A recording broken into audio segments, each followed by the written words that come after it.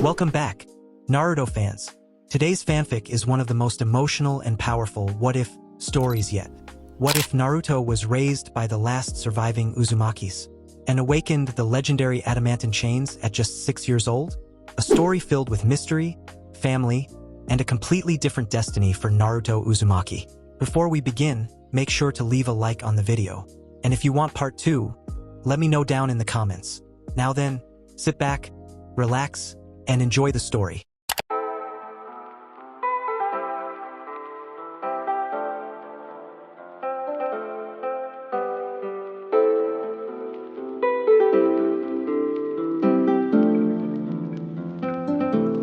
While the village enjoyed another peaceful evening in Konoha, one little girl hid her face behind trembling arms as cruel voices surrounded.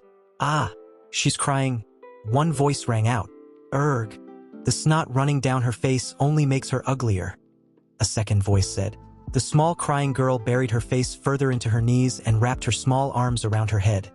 If they couldn't see her, they wouldn't laugh, right? A third voice chose to intercede. "Then, I didn't think it was possible for her to look even worse than usual. But here she is, shattering that one. She's trying to hide from us?" the first one said. "Not like it'll work. Her forehead is so big. They could probably see it in IWA. Maybe she should rent it out for her dad.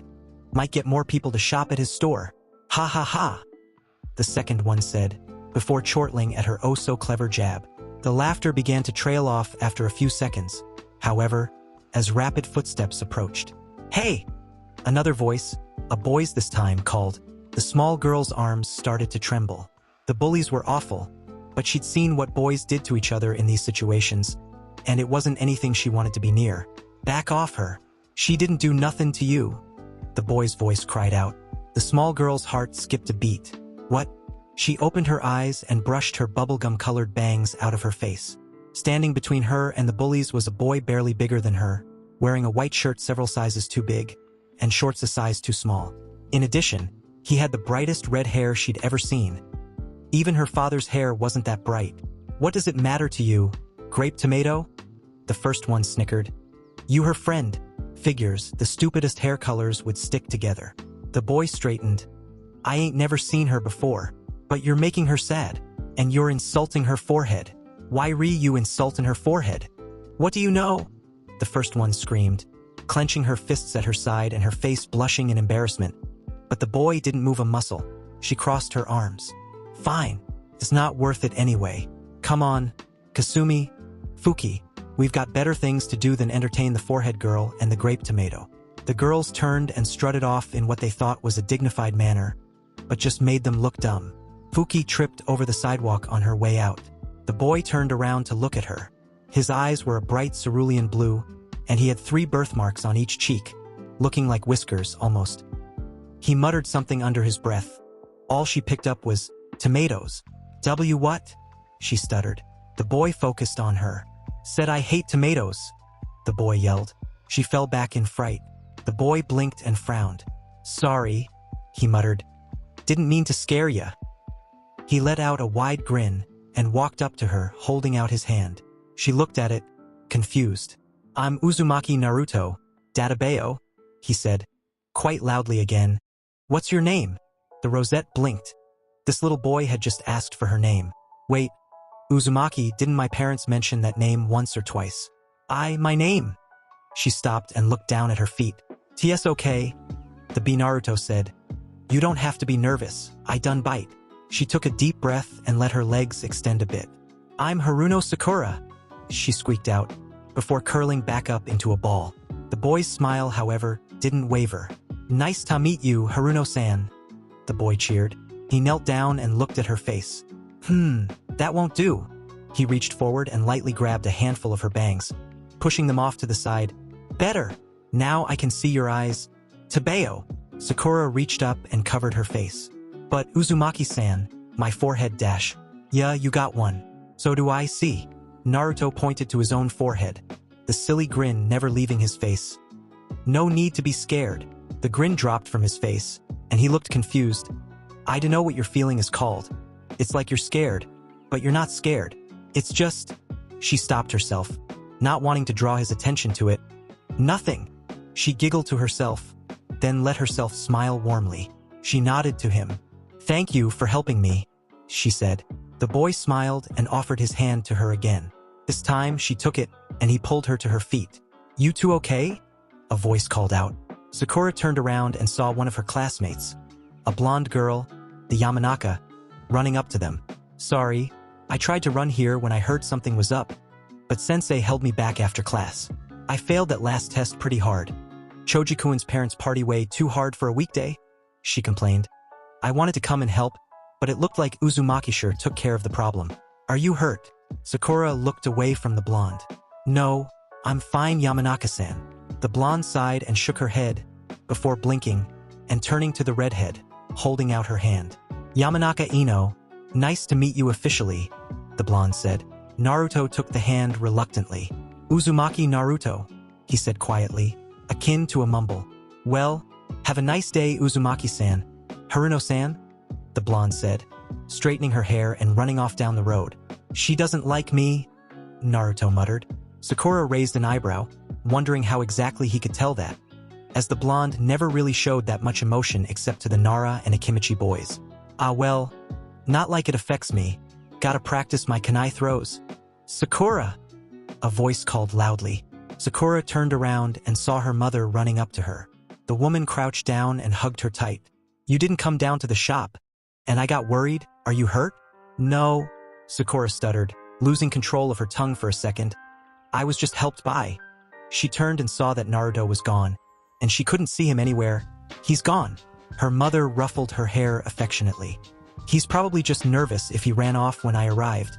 I'll see your mysterious savior eventually. Come on now, let's go home." Nodding lightly, Sakura took her mother's hand and left the schoolyard. Glancing back, she tried to catch a glimpse of the redhead. Unfortunately, she didn't catch any sign of him. It was nearly a week before she saw Uzumaki Naruto again. She had a kunai throwing test along with the rest of her year group. There were rows of dummies set up. Each was painted red to mark the 5 vital points they were aiming for. Sakura's first 4 kunai hit perfectly, one after the other. Her last throw, though, went wide, instead hitting the dummy in the groin. There was an audible groan from the boys watching. After receiving her marks, she stepped back to watch how the others did. Following some time observing, a familiar redhead stepped up. He hit only 2 vital points, the rest embedded in non-vital points. Funnily enough, he also hit the dummy in the groin, much to the annoyance of the teachers. Upon seeing that, Yumino-sensei walked back and shouted, "Okay, since Uzumaki-kun and Haruno-kun have done so already, hitting the groin is not considered a vital area for the purpose of this test. Those two get credit for it, but no one else will if they do so." As the other children who had finished walked to the back, Naruto bounced over to Sakura's location. "Hi, Haruno-san." Sakura shook her head. "Hi, Uzumaki-san. Nice throw." The boy beamed at the praise. "Really? Thanks. I've been working really hard on it." "Tabeo," he cheered, jumping up and down. Sakura was happy for him, but also a little sad inside. He reacted so happily to just a simple compliment. It was as if he'd never been complimented in his life. "Hey, Haruno-san, wanna be friends?" the boy asked. Sakura stopped for a second and looked at him. She had only met the boy twice, but he already wanted to be her friend?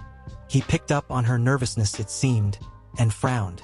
"It's just, none of the other kids at the orphanage want to be friends with me." Sakura frowned when she heard the word orphanage, and the matron ushered the ones away that did want to talk to me. The ones that still did got adopted soon after. She felt so bad for the poor kid, but wasn't sure she was ready to commit to being his friend just yet. "How about we come here after school? They'll hand out shuriken tonight to practice with. We can practice together," she offered. The boy hastily agreed with yet another databeo, dropping from his mouth as he ran away happily. An hour or so after school ended, Sakura walked into the training yard. Naruto was sitting on the bench with his legs swinging, his red hair blowing in the wind behind him. Instantly, his head shifted to her, and he grinned, running over to her. "Hi, Haruno-san." She shook her head, not dropping her smile. "Hi, Uzumaki-san." Naruto supplied her with some shuriken as the two walked over to the throwing lanes. Where he got them, she didn't really want to know. The day went on, with more of their shuriken steadily hitting the target. By the time her mother called out for her, she had gotten all the shuriken from the set she was throwing into the target. "Wanna come back again tomorrow?" Naruto asked her as she scurried away. She turned back and nodded in the affirmative. Even as she ran the other way, she could hear his excited cheering. Day after day, she returned to see Naruto. Each time, their shuriken jutsu got better and better. After 2 weeks, every shuriken could hit a bullseye with little effort from either of them. However, soon, a very special day approached. "Wait, it's your birthday tomorrow, Haruno-san?" Naruto asked her. She nodded with a smile. "Yep, I'm gonna turn 9. She cheered. The boy frowned. "Are you gonna have a birthday party or anything like that?" No. I never have them or invite people in general. I usually just go out with my mom and dad. He always makes sure to be home." She trailed off and looked back at him. "Sorry, I forgot that you don't dash dot." "It's fine," he said, his smile coming back a bit. "Come on, let's finish getting these stupid things into the target. We ain't done until they all hit a vital point." "Tabeo." Sakura shook her head and walked back to the field with the shuriken. Her birthday dinner was actually quite pleasant. Her father gave her several trinkets from his travels. In addition, her mother gave her several new pieces of clothing, as well as a set of kunai and shuriken to practice with in her spare time. And they were real ones. That last one was easily Sakura's favorite, as she no longer had to borrow the ones that Naruto brought. They could spend less time grabbing weapons and more time throwing them. The next day, when she went into school, it was quiet.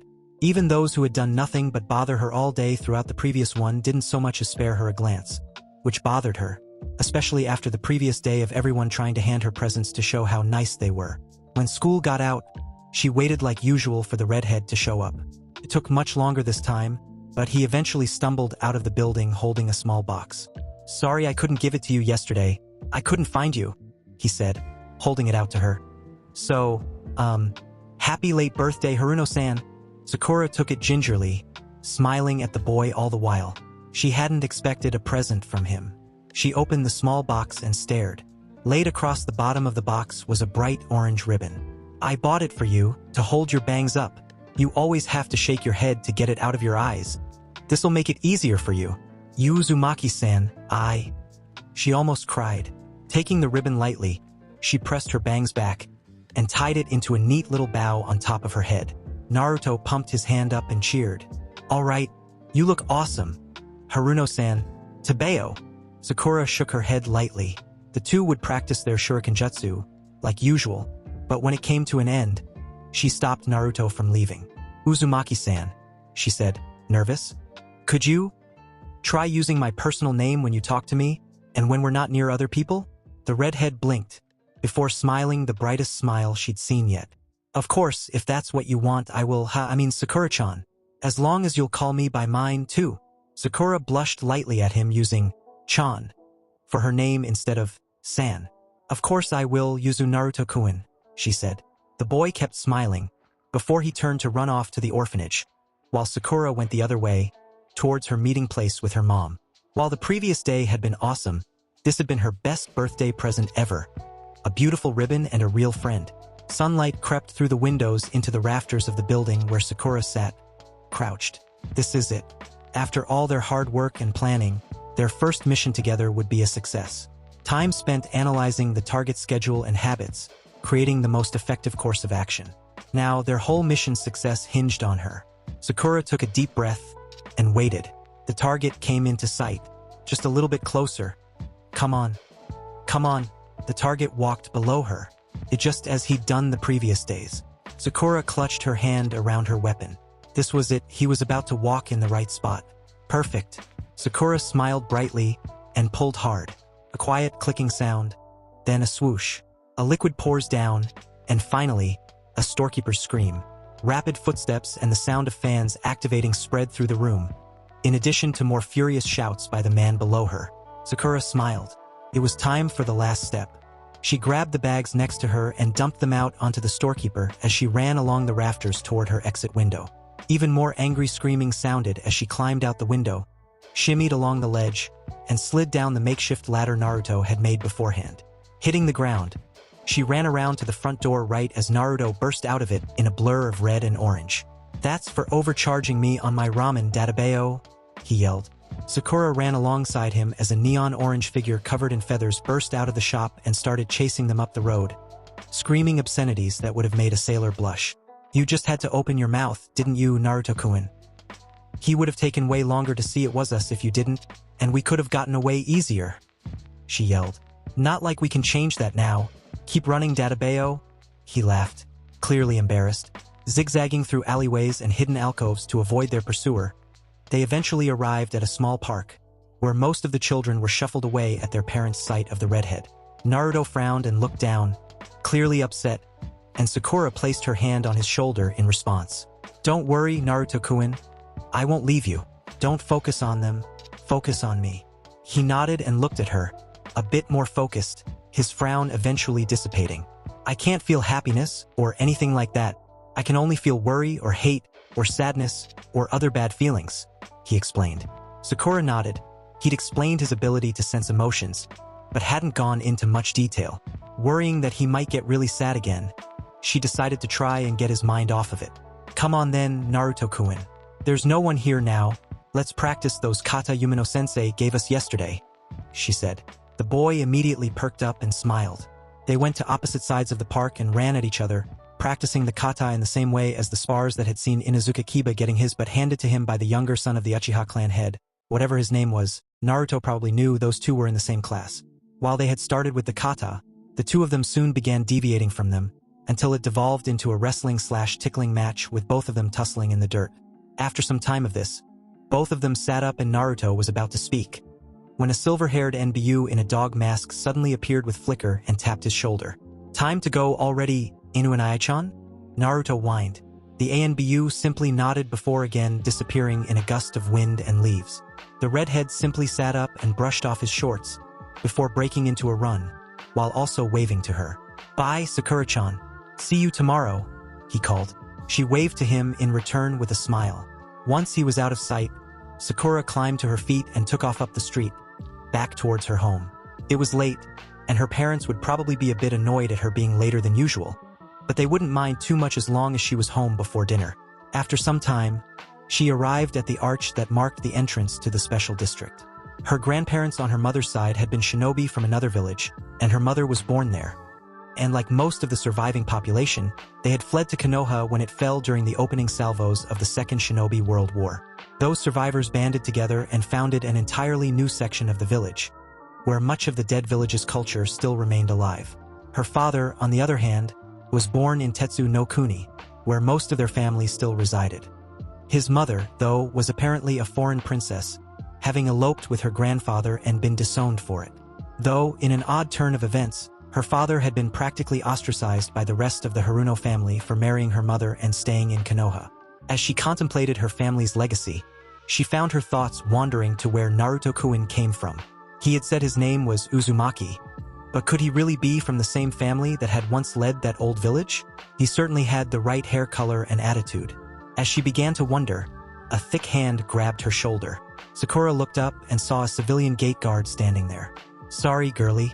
No entrance to this part of the city at this hour without a residency or business pass. You know that, he explained. Right, and they still had issues with others, even those from Konoha. You typically needed to be escorted into the district by a resident. They had special permission from the Hokage to use that system for a time. But her mother always escorted her in, and she didn't have a pass yet. I'm Haruno Sakura. I've lived here all my life, but I haven't gotten a residence pass yet. I'm only an academy student, she attempted, but the guard just shook his head. Likely story, Bubblegum, he said, making Sakura blush in annoyance. Look, I get it, you probably have some friends at the academy that live here and want to go see them, but you need an escort for that. Now, it's getting late. Why don't you scurry on home? But my home is in there, she exclaimed in exasperation, pointing into the gate. The guard continued shaking his head. This went on back and forth for what felt like hours. The sun certainly had gone down, and the street lamps had turned on, before an old lady that Sakura recognized as her neighbor walked down and stopped at the gate, before looking down. Haruno-chan? What are you doing out here at this time? She asked.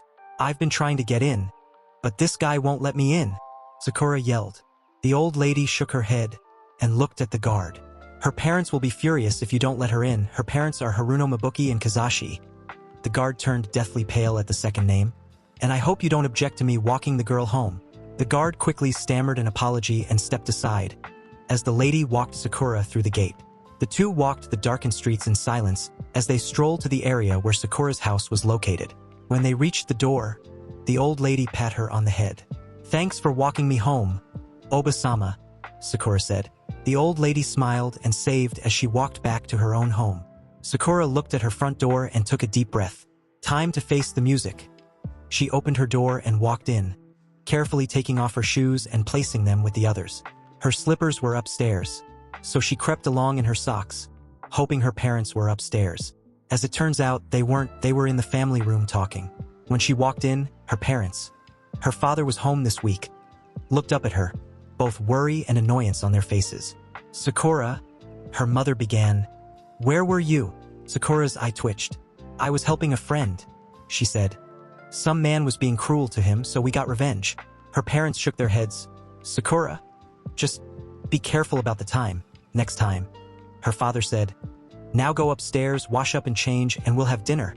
She nodded and did as her father said, washing all the dirt off of herself and changing into a nice dress with her matching slippers. After a rather quiet dinner with her family, her mother grabbed the dishes to wash, and her father pulled out a book. So, Sakura, who exactly is your friend? Last we talked, you didn't have any friends, he asked. Sakura blushed and looked down at her lap. She really wished that she could have just brought Naruto here. His negative emotion sensing would have helped quite a bit here. She muttered something under her breath as a response. What was that?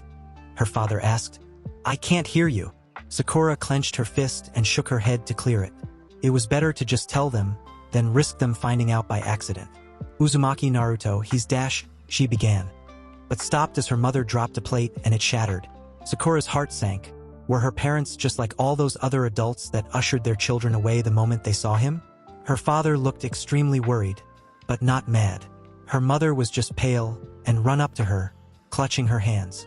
Sakura, what did he look like? Her mother asked, her eyes wide. Sakura blinked, extremely confused. She thought everyone knew what he looked like. Round face, 3 birthmarks that look like whiskers on each cheek. Rather short, bright blue eyes, and the brightest red hair that you'll ever see, she answered, as diligently as she could. Her mother's face had color return to it, before turning red in what seemed like anger. He lied to us. Her mother growled out. She stood up. Kazashi-kun, finish the dishes. I have to go speak to someone now. Her mother marched up to her room, before rushing back down in traveling clothes. I'll be back later. Her father immediately stood up and began cleaning the other dishes from dinner. Sakura, go and finish your homework. Your mother is on the warpath, and woe to anyone who gets in her way. And finally, the last of the bandits has been executed. We got all the info we could out of him, the woman in the cat mask reported. After taking a deep inhale from his pipe to calm his nerves, Sarutobi Hiruzen let out a sigh. That interrogation had garnered far less information than he'd wanted. He still had no answers as to Kirigakure's current situation. The most detailed he'd gotten was from Inu's team, and they'd had to leave quickly after dispatching 3 pursuing Kiri ANBU. He knew there was unrest there, but that was all he knew. Maybe it was time for him to ask Danzo to send some root infiltrators over. Distasteful as his methods were, they certainly could get the job done if there was no one else that could. And in this case, it really seemed like there was no one that could. Sarutobi shook his head. No, don't ask Danzo just yet. There's still a few more options before we need to use that one. Thank you, Nico-kun. Dismissed, he said. The ANBU saluted before disappearing in a shunshin. After Nico had left, Sarutobi felt his shoulders relax. Danzo's right, I'm too old for this. I was too old for this when Minato took over, and I'm far too old now. An ANBU in a bear mask chose to shunshin in next to him while he was lost in his thoughts. Hokage-sama, he said. You have one final meeting request for the day. Indeed? Who is it? One of our inactive kunoichi, Haruno Mabuki. Very well. Send her in, this is my last meeting today. Dismissed, Kumakuen. The ANBU nodded and faded into the corner. The door opened and blonde woman walked into the room with a slight bow. Hokage-sama. It's been some time, she said. Indeed, Heisakuen, the Hokage replied with a smile. He knew that she'd changed her name since her marriage, but he still remembered her as Heisu Mabuki, the resident kunoichi of her team, always energetic and ready to help. Why have you come here this evening? I thought that you didn't wish to re-enter active service until your daughter graduated the academy. No, that is still the plan. I came here to discuss a different matter, one very important, she said. Remembrance Day is in 2 days dash. I already spoke with the representative. All the active shinobi not on missions from the district will be allowed off to attend the celebrations, Sarutobi explained. It's not that. It's about a person, she said. And who would that be? He asked. He desperately hoped it wasn't who he thought it may be. Uzumaki Naruto, she confirmed, her face changing to one of anger. Nope, it was exactly who he thought. Sarutobi shook his head. I see, he sighed. Naruto-kun has a very strict curfew though.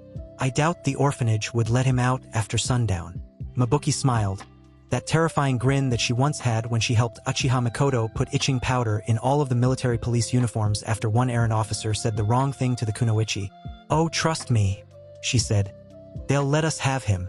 The day after was completely normal on the surface. However, things had been done in secret.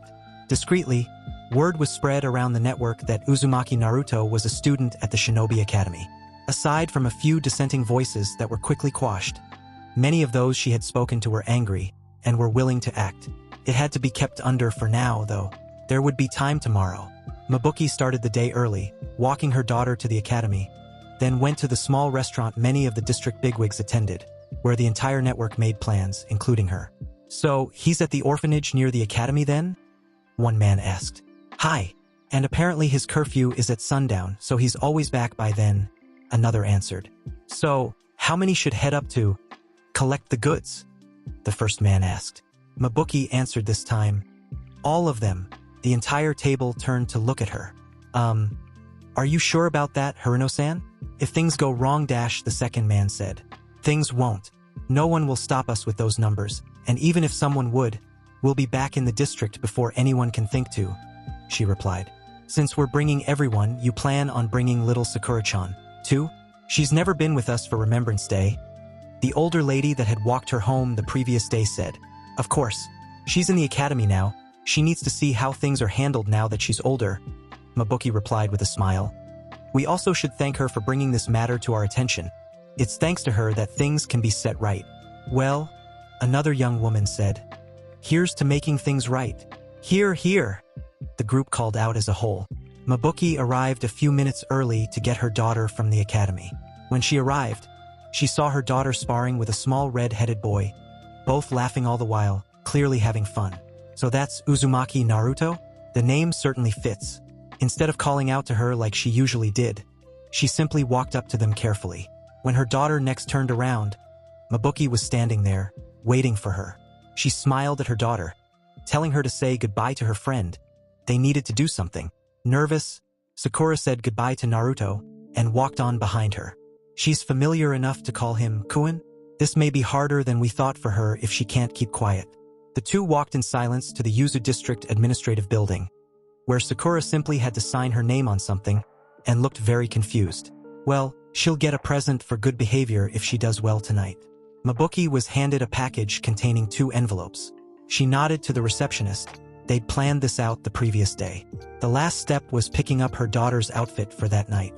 A colored haori with the old village's crest, and a black cloak to wear over it before the final event of the night. When the sun went down, it was finally time to begin. Tightly holding her daughter's hand, the family stepped out of the house, walking carefully as more and more people poured out of their houses in identical outfits. The group poured out in a large crowd through the gates, walking up the center of the village in the near darkness, as unlit torches were passed out amongst all members of the group. Little Sakura looked so confused, but also a bit scared. She was clutching her father's hand tightly as they walked with the crowd. After a long time of walking, the procession arrived outside of the orphanage that the boy apparently lived at. With a nod, one of the men in the front went to knock on the door, while one in the back used a katan jutsu to light his torch, each person touching the torches to the next person's, until all the torches were lit. Once all were lit, the man at the front rapped on the door hard. Within moments, one of the matrons opened the door. Then she smiled. A wicked smile, but a smile nonetheless. I thought it was too good to be true, the matron said. You said you'd get rid of him. We gathered his few personal items. She threw a bag out onto the front steps. Burn them, trash them, smash them. Not my problem anymore. Oi, Suzuki-kun, bring Akumagaki down here, the matron called. The crowd stood stone-faced as they waited. A few minutes later, A woman in her late 20s to early 30s walked to the door with her hand wrapped around the back of the neck of a short red-haired boy. The boy's eyes widened at the sight of the torch-wielding crowd, and he tried to rush back inside, only to be grabbed harshly by the matron. "Oh no, you don't," she growled at the boy. "We're finally going to be rid of you. You are not ruining this for us. Please, please don't give me to them. I'll be good. I swear, please," the boy cried, sobbing loudly. Mabuki looked over to her husband, who had gripped Sakura's shoulder tightly. She'd gone as white as a sheet and was trembling. The boy continued crying until he received a smack in the face from the matron, before promptly shoving him out the door while he was in shock, into the man waiting outside the door. Before he could run anywhere, the man standing in front of him grabbed the boy's shoulder and pushed him along to the rest of the crowd. The boy looked terrified, and the tears continued to fall, while the crowd still remained stone-faced. Despite his struggling, he was unable to escape as the crowd moved back along the path they came. After passing through the arch that marked the entrance to the Yuzu district, the crowd turned off the main road. Soon, they came to a rundown-looking building with large doors and windows all over. The group filed in methodically, spreading out in a large central room. Up on a dais in the back was a man in the same outfit as the group, seeming to be setting up what looked like a small slab. The boy struggled harder but still couldn't get free. The one escorting him walked him up to the altar and the slab atop it, as the others walking spread out around the room in a semicircle around the dais. The boy's escort stopped in front of the slab, waiting for the man who had been there already. He nodded and from his pocket produced a box cutter. The red-headed boy's eyes went wide, before tears started to fall again. The man with the box cutter frowned, before reaching down under the altar and pulling out a box. Then the man cut the box open, withdrawing the contents. A simple leather book. The man with the book looked out at the crowd. "Where the hell is the lectern? It was supposed to be here," he called. A rush of activity to the side, and a minute later, a stone lectern was carried up to the dais. So much hate was around him. That was one emotion Naruto could feel without any confusion. Hate was the most powerful thing he had ever felt, that didn't come from himself. Anyway, after the big scary man, who Naruto thought was going to sacrifice him on the altar like in one of those scary stories, called for some kind of podium, Naruto was sure he was dreaming. Then it got even weirder. The man grabbed his hand and pulled him over to the podium, placing the big book on it. Open. The man then stood next to him. "Uzumaki-sama?" he asked kindly. "Can you read?" Naruto gulped, also blushing at the sama, but chose to answer. "I can read my hiragana and katakana, but Sensei tells me I'm behind with kanji. I can't read many of them," he said. The man frowned, but nodded. "If you wouldn't mind, I could stand next to you and translate it," the man offered. Naruto stood, unanswering. He didn't want to have this man he didn't know standing next to him and whispering in his ear. As he moved to shake his head, a commotion in the crowd caught his attention. Several people were shoved out of the way, as a familiar bubblegum head rushed to him. Naruto felt himself crushed into a tight hug.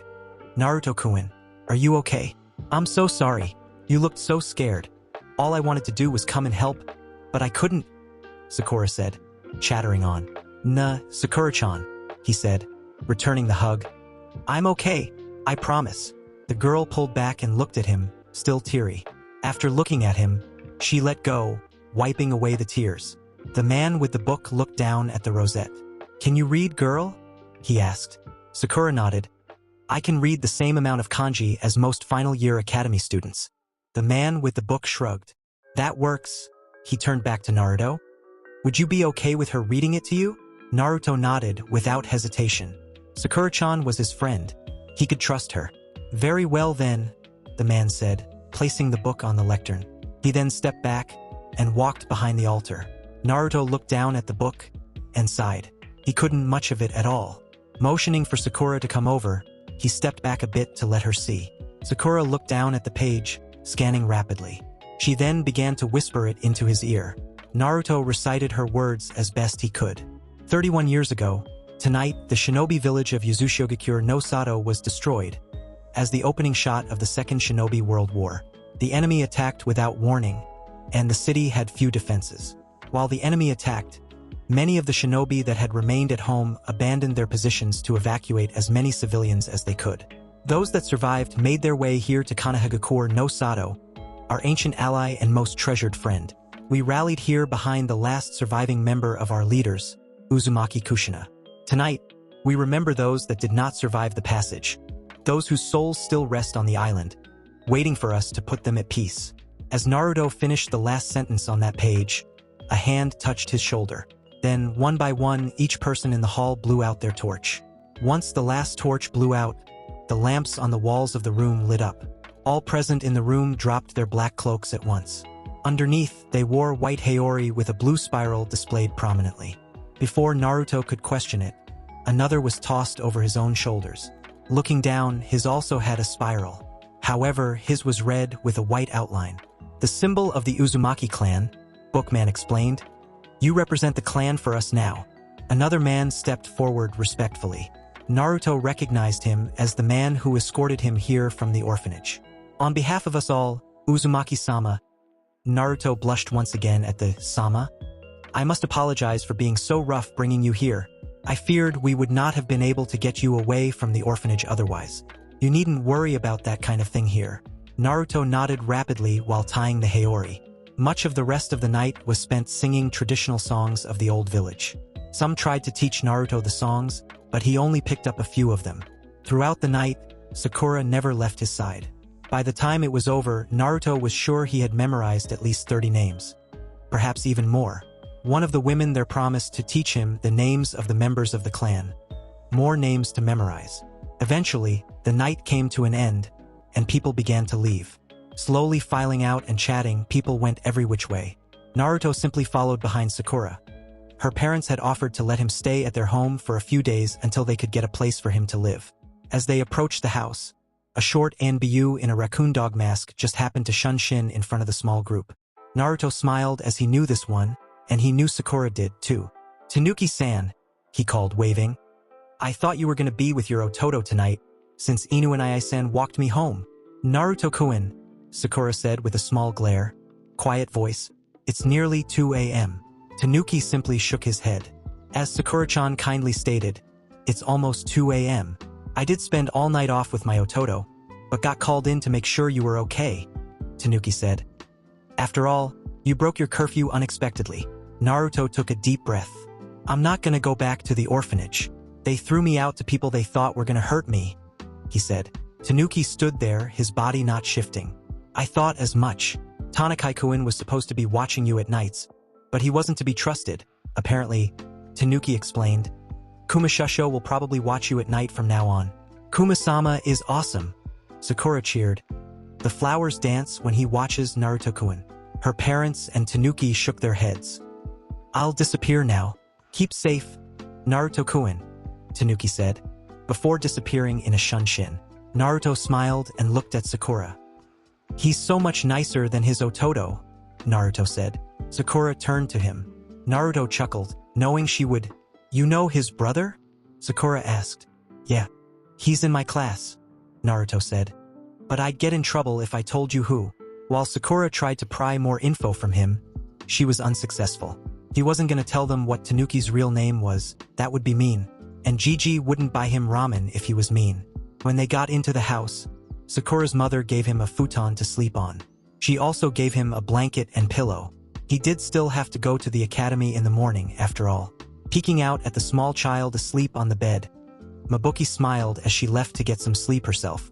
While it had taken some work, the boy was finally in the district. He could be safe here. Sensei couldn't be here to take care of him, but at least she could do right by her dead teammate. I'm sorry for taking so long to get him, Minato-kun. At least now I can make sure your son is happy. It was the start of his second year at the academy, and all Naruto could hear was the chattering of his soon-to-be classmates. At the very least, Sakura was here with him, so he could focus his emotions sensing on her, rather than letting it wander.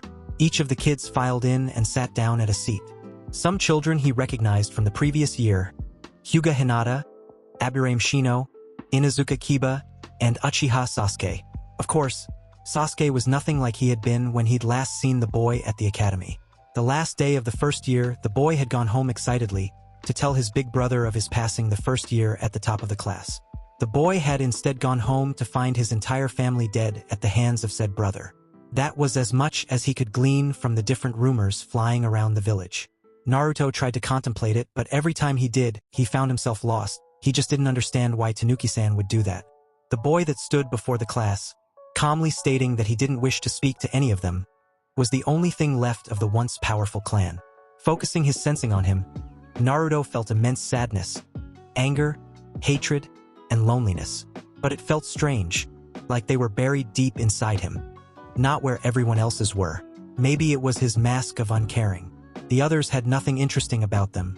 The only one whose emotions he liked was Sakura's, and that only because he was used to them. As he was about to turn his emotions sensing solely to Sakura, Sasuke's emotions spiked. Focusing on it, Naruto felt one overshadow the others. Annoyance. Oh right, his fan club had gotten even bigger. They drove him crazy last year, but with his current emotional state, that wasn't good. Naruto poked Sakura in the side. The girl looked up from her book at him. "What's up, Naruto-kun? Move down one seat," Naruto whispered. Broody up there needs a spot away from his fan club. Sakura looked up at Sasuke, then back down at him. "And what'll that do? That'll just cause them to all crowd me," she whispered back. Naruto stopped and considered that for a moment. As soon as that moment was over, he had found a solution. "Then I'll move to the other side of you and you can sit between us," he explained. "No one would want to sit in the other seats on the row if it meant that they were sitting next to me, even if only technically." Sakura shook her head, but also motioned with her hand for him to just do it. Naruto stood up and raised 2 fingers, before gesturing to the seat he was just in. The boy up front showed no indication of having seen it, until he shoved his hands in his pockets and walked over to them. Naruto stepped out of his way and sat on the other side of Sakura, who had placed her head on the desk in annoyance. After several cries of indignation from the fangirls, Umino-sensei finally made them all shut up. "That's enough of that," Umino-sensei said. "Now, to all of you who had me for the first year, welcome back. For those that didn't, welcome. I am Umino Irika, and I will be your sensei." The reason the class roster changed was because Yamashiro-san was promoted to Takujo, and we don't have enough Chunin to replace him. Umino-sensei shook his head. "Children, if you make it to Chunin, please spend some time helping here at the academy. We need all the extra hands we can get." With that, the day's lessons began, and Naruto tuned him out like usual. Sakura would take notes and he would study them later. She always did know how to make things easy to understand for him. It was nearly 3 months into the academy term that he finally found a lesson to pay attention to, as Umino-sensei drew a kanji on the board, then drew several lines around it. Some were like a circle, others branched out into other specific parts around it. After finishing the drawing, mostly he stopped and turned to the class. "Does anyone recognize this?" he asked. Only Sasuke and Sakura raised their hands. Umino-sensei shook his head in exasperation. "Haruno-kun, go ahead." Sakura stood up promptly. "Right, Umino-sensei," she said. "The formula you drew on the board is the standard Konoha formula for an explosive tag, without the activation matrix to avoid any unwanted explosions." Naruto poked her in the side after Umino-sensei thanked her for the answer. "How did you know that one?" Naruto asked. "It's in the textbook, albeit purposefully broken slightly to ensure no one blows themselves up while studying," Sakura said, pointing to the spot in the textbook. Naruto flipped his own textbook open to the page, finding himself lost in the explanation. He absorbed the information like a towel did water. He was more interested than he'd been in anything in a long time. However, as he was reaching the end of the chapter, he found his concentration disrupted by an eraser impacting his forehead. "Naruto," Umino-sensei called, "since you obviously aren't paying attention, mind explaining the function of such seals?" Naruto rolled his eyes. Seals channel chakra through specified paths that allow it to interact with the world in a specified way. Seals are most commonly used as explosives, barriers, and storage devices. He looked up at the board where a new seal was drawn for storage this time. Though that storage seal is extremely inefficient, the several twists through the other kanji from the activation matrix mean that it would take at least 4 seconds to activate. If you diverted the pathway straight to the main seal while keeping the other ones as smaller pathways, you could easily chop nearly 3.5 seconds off the release of whatever is in the scroll. Umino-sensei stared at him, gobsmacked. Naruto blinked and realized the entire class was staring at him with much the same expression. "Exactly right," Umino-sensei stuttered. "Okay. Class dismissed for lunch. We'll resume this brief look at Fuinjutsu when you come back." A few days later, Sakura bought Naruto a book on Fuinjutsu. Since the lesson had only been for a day, they didn't have anyone to teach it at the academy. Seeing him carry the book around, More than a few shinobi muttered something about him being certainly a real Uzumaki. After hearing that, Naruto had made his way to the memorial stone, where he'd been told his mother's name was inscribed near the name of the Yondaime Hokage. Examining the stone, he easily found the Yondaime's name, Namikaze Minato, inscribed in the tablet for all to see. A flick of his eye later, and he focused in on another name, Uzumaki Kushina. Naruto reached out one hand carefully and traced each kanji of her name with his finger. As he contemplated what to say, he felt a familiar well of guilt and sadness walking into the clearing behind him. Inuanae-san, it's not my curfew time yet, Naruto called behind him. The footsteps immediately stopped. Naruto turned around to see a silver-haired shinobi in a flak jacket and his Hitai 8 over his left eye. Said shinobi was shaking his head. Naruto, how you recognize us, I will never understand. The unmasked Inu said. Also, I'm not ANBU anymore. Kumakuen will stay watching you at night, and Nikokuen will take my job of watching you during the day. So, what do I call you? Naruto asked. Also, why are you here? Inu closed his single visible eye in contemplation for a few moments. He opened it with sadness visible to the naked eye.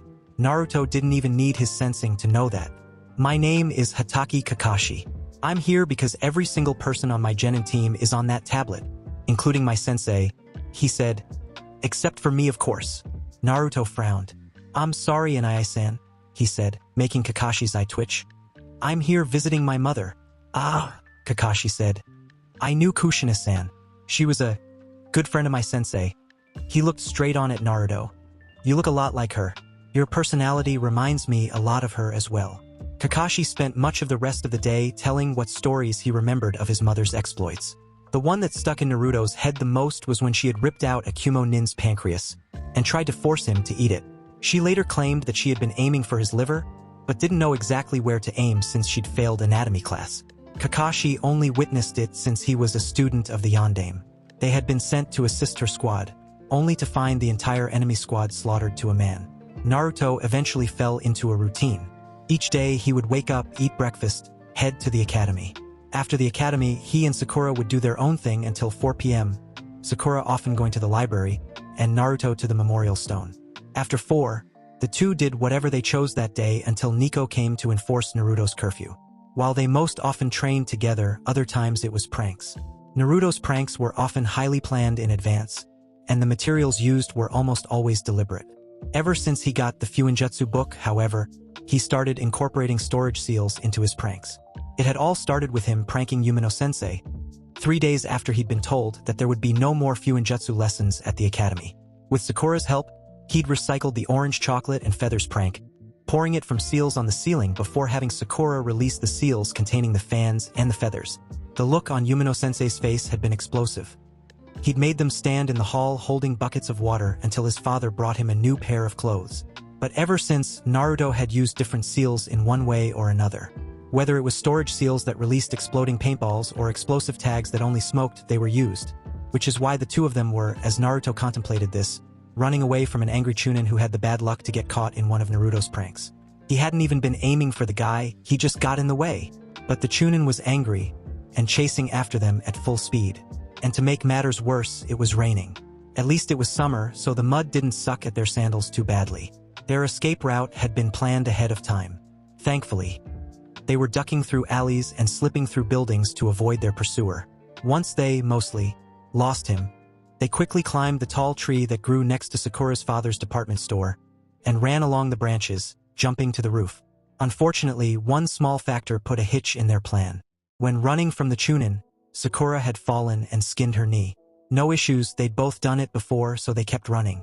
Then, climbing up the tree, she had opened the wound even further, but she had climbed through it, knowing there were bandages in the store that they could use.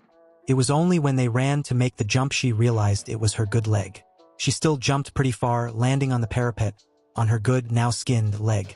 The pain caused the rosette to lose her balance, and due to the rain, she slipped back off the parapet and off the building. Naruto's heart seemed to stop as his senses were assaulted with the overwhelming fear for his friend. He was at the edge of the parapet in an instant, leaning over to grab her hand. Their fingers grazed each other before she resumed falling and screaming. Everything in the world seemingly came to a halt.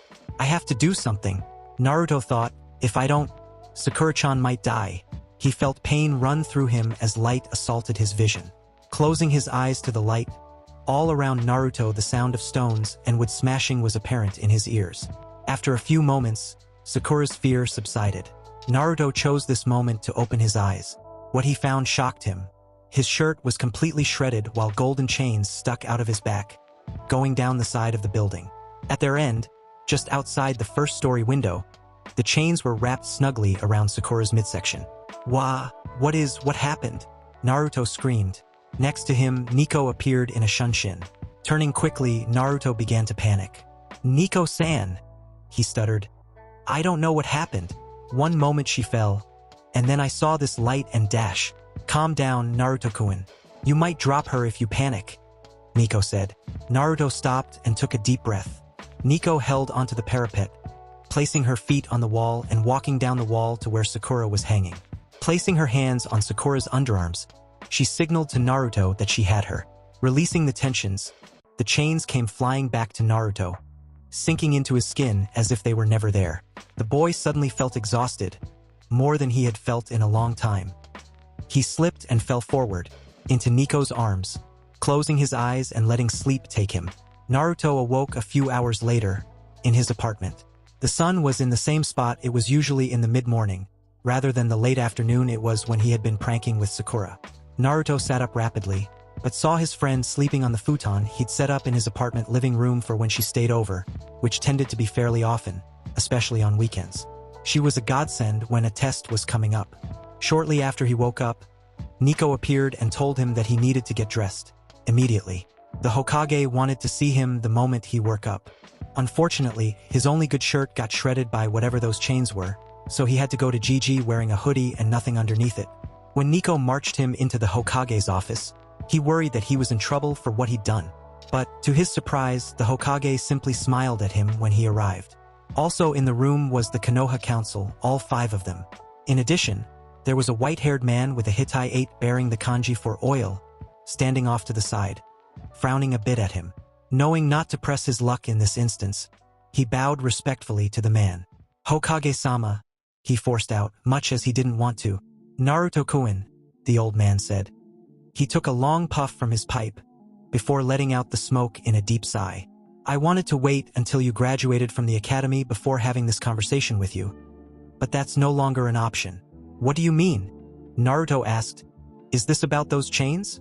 "Indeed," Sarutobi said. "Naruto, you must notice how the people of the Uzu district respect you. Yep, they don't cross the road to avoid me, and some of them even enjoy my pranks," Naruto said, smiling. "I agreed to never prank someone in the district, though. I don't mind, none of them deserve it. I figured it was because of my name they liked me. More than that, though," Sarutobi continued, smiling at Naruto's initiative. "Your mother was something of an inspiration for them. Most of the people there looked up to her, and wanted her to become Hokage eventually, though she lost that fight to the Yondaime. I know you go visit the memorial stone every day." Naruto blushed at that comment. "If you want to leave flowers, I can tell you where her grave is so that you may leave some there." "You would?" Naruto jumped up with a wide grin. "Thanks, GG. I totally would love to do that. Tabeo." "Now, about the chains, Naruto," the Hokage continued. "I believe those are Kekkei Genkai possessed solely by certain members of the Uzumaki clan.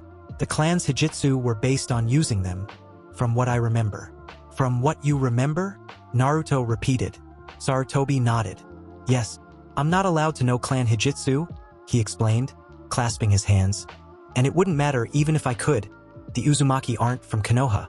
They had their own village, Uzushiogakur no Sato." Naruto visibly deflated at that news. He had memorized the story of what happened to Uzushio, after all. However, they did own some property in the village, a large plot of land in the center of the Uzushio district, as well as the masked temple. They were also quite rich from different branches of their family being daimyo and head ninja of Uzushio, respectively. "Wait, I'm related to a daimyo?" Naruto asked. The Hokage shook his head. "Not anymore. The daimyo's family was practically wiped out during the Second Shinobi World War. The family was never very large in the first place. The only lines of descent were 3 daughters, 1 disowned, 1 sickly, 1 just vanished. The sickly one's husband became the new daimyo, but kept the job even when she died of illness a few years later. the Hokage said. He married again a few years later and changed the name of his country to attempt to hide from the nation's past from Yuzu no Kuni to Nami no Kuni. His grandson rules it today. What about the other daughters? Naruto asked, ears perked. I honestly have no idea where they went. One ran away and was disowned. Her family declined to keep records of her after that. The one that vanished has no trace to her, Sarutobi answered. Now, enough about the family, you can ask questions about that later. How did you activate the chains? Naruto looked down, embarrassed. I was jumping from a tree to a rooftop with Sakura-chan, and she slipped and fell. I was so scared that she was going to die, and then the chains burst out of me and grabbed her, he explained. I don't know how I did it. I was just so scared. Tabeo. Calm down, Naruto. You're not in trouble. Far from it. The Hokage smiled. We just wanted to know the circumstances behind that incident and the awakening of your Kekkai Genkai. Indeed, Kushina-chan first awoke her similarly to rescue a friend back in Yuzushio, from what Mito-sama told us. The old lady to the Hokage's right said, hand across her chin in thought. Your abilities with the chains, if properly cultivated, would be of immense value to Konoha. The old man with the covered eye said, with no expression in his face. Turning to the Hokage, he continued, which makes me fearful for him. His mother was kidnapped by Kumogakure for this same ability when she had just made genin. If he stays in the academy program, I fear he will just be a target. And what exactly would you suggest as a solution, Danzo? The white-haired man rumbled. He pushed himself off the wall and walked across the room. Put him into root. Train him as an emotionless weapon? The man, now identified as Danzo, shook his head. As usual, you're only half correct, Jiraiya-kun, he said. I closed. As much as I believe root would be good for him, that is not the path he's been set upon. I simply believe it would be beneficial for him to be trained outside of the academy. Besides, some of us have been more attentive to our obligations than others. The Hokage glared at Danzo. Now is not the time to rehash petty conflicts. Danzo simply opened his eye. You're right. Apologies, Hiruzen. As I was stating, I believe the boy should be trained in the use of his chains before he graduates the academy. I believe in that, at least Jiraiya-kun can agree with me. The white-haired man, Jiraiya, glared back at Danzo.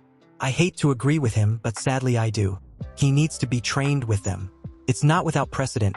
Clan children are often trained in their clan's Hijitsu or Kekkai Genkai before or during their time at the academy. As fine as that would be, there is no one who can train him in the clan's techniques. There are no Uzumaki left from before the fall that can teach him anything with them. At best, he could throw them around as blunt instruments. He'd never be able to use them like Kushinadano could. A man, who looked strangely like the Nara boy in Naruto's class, said.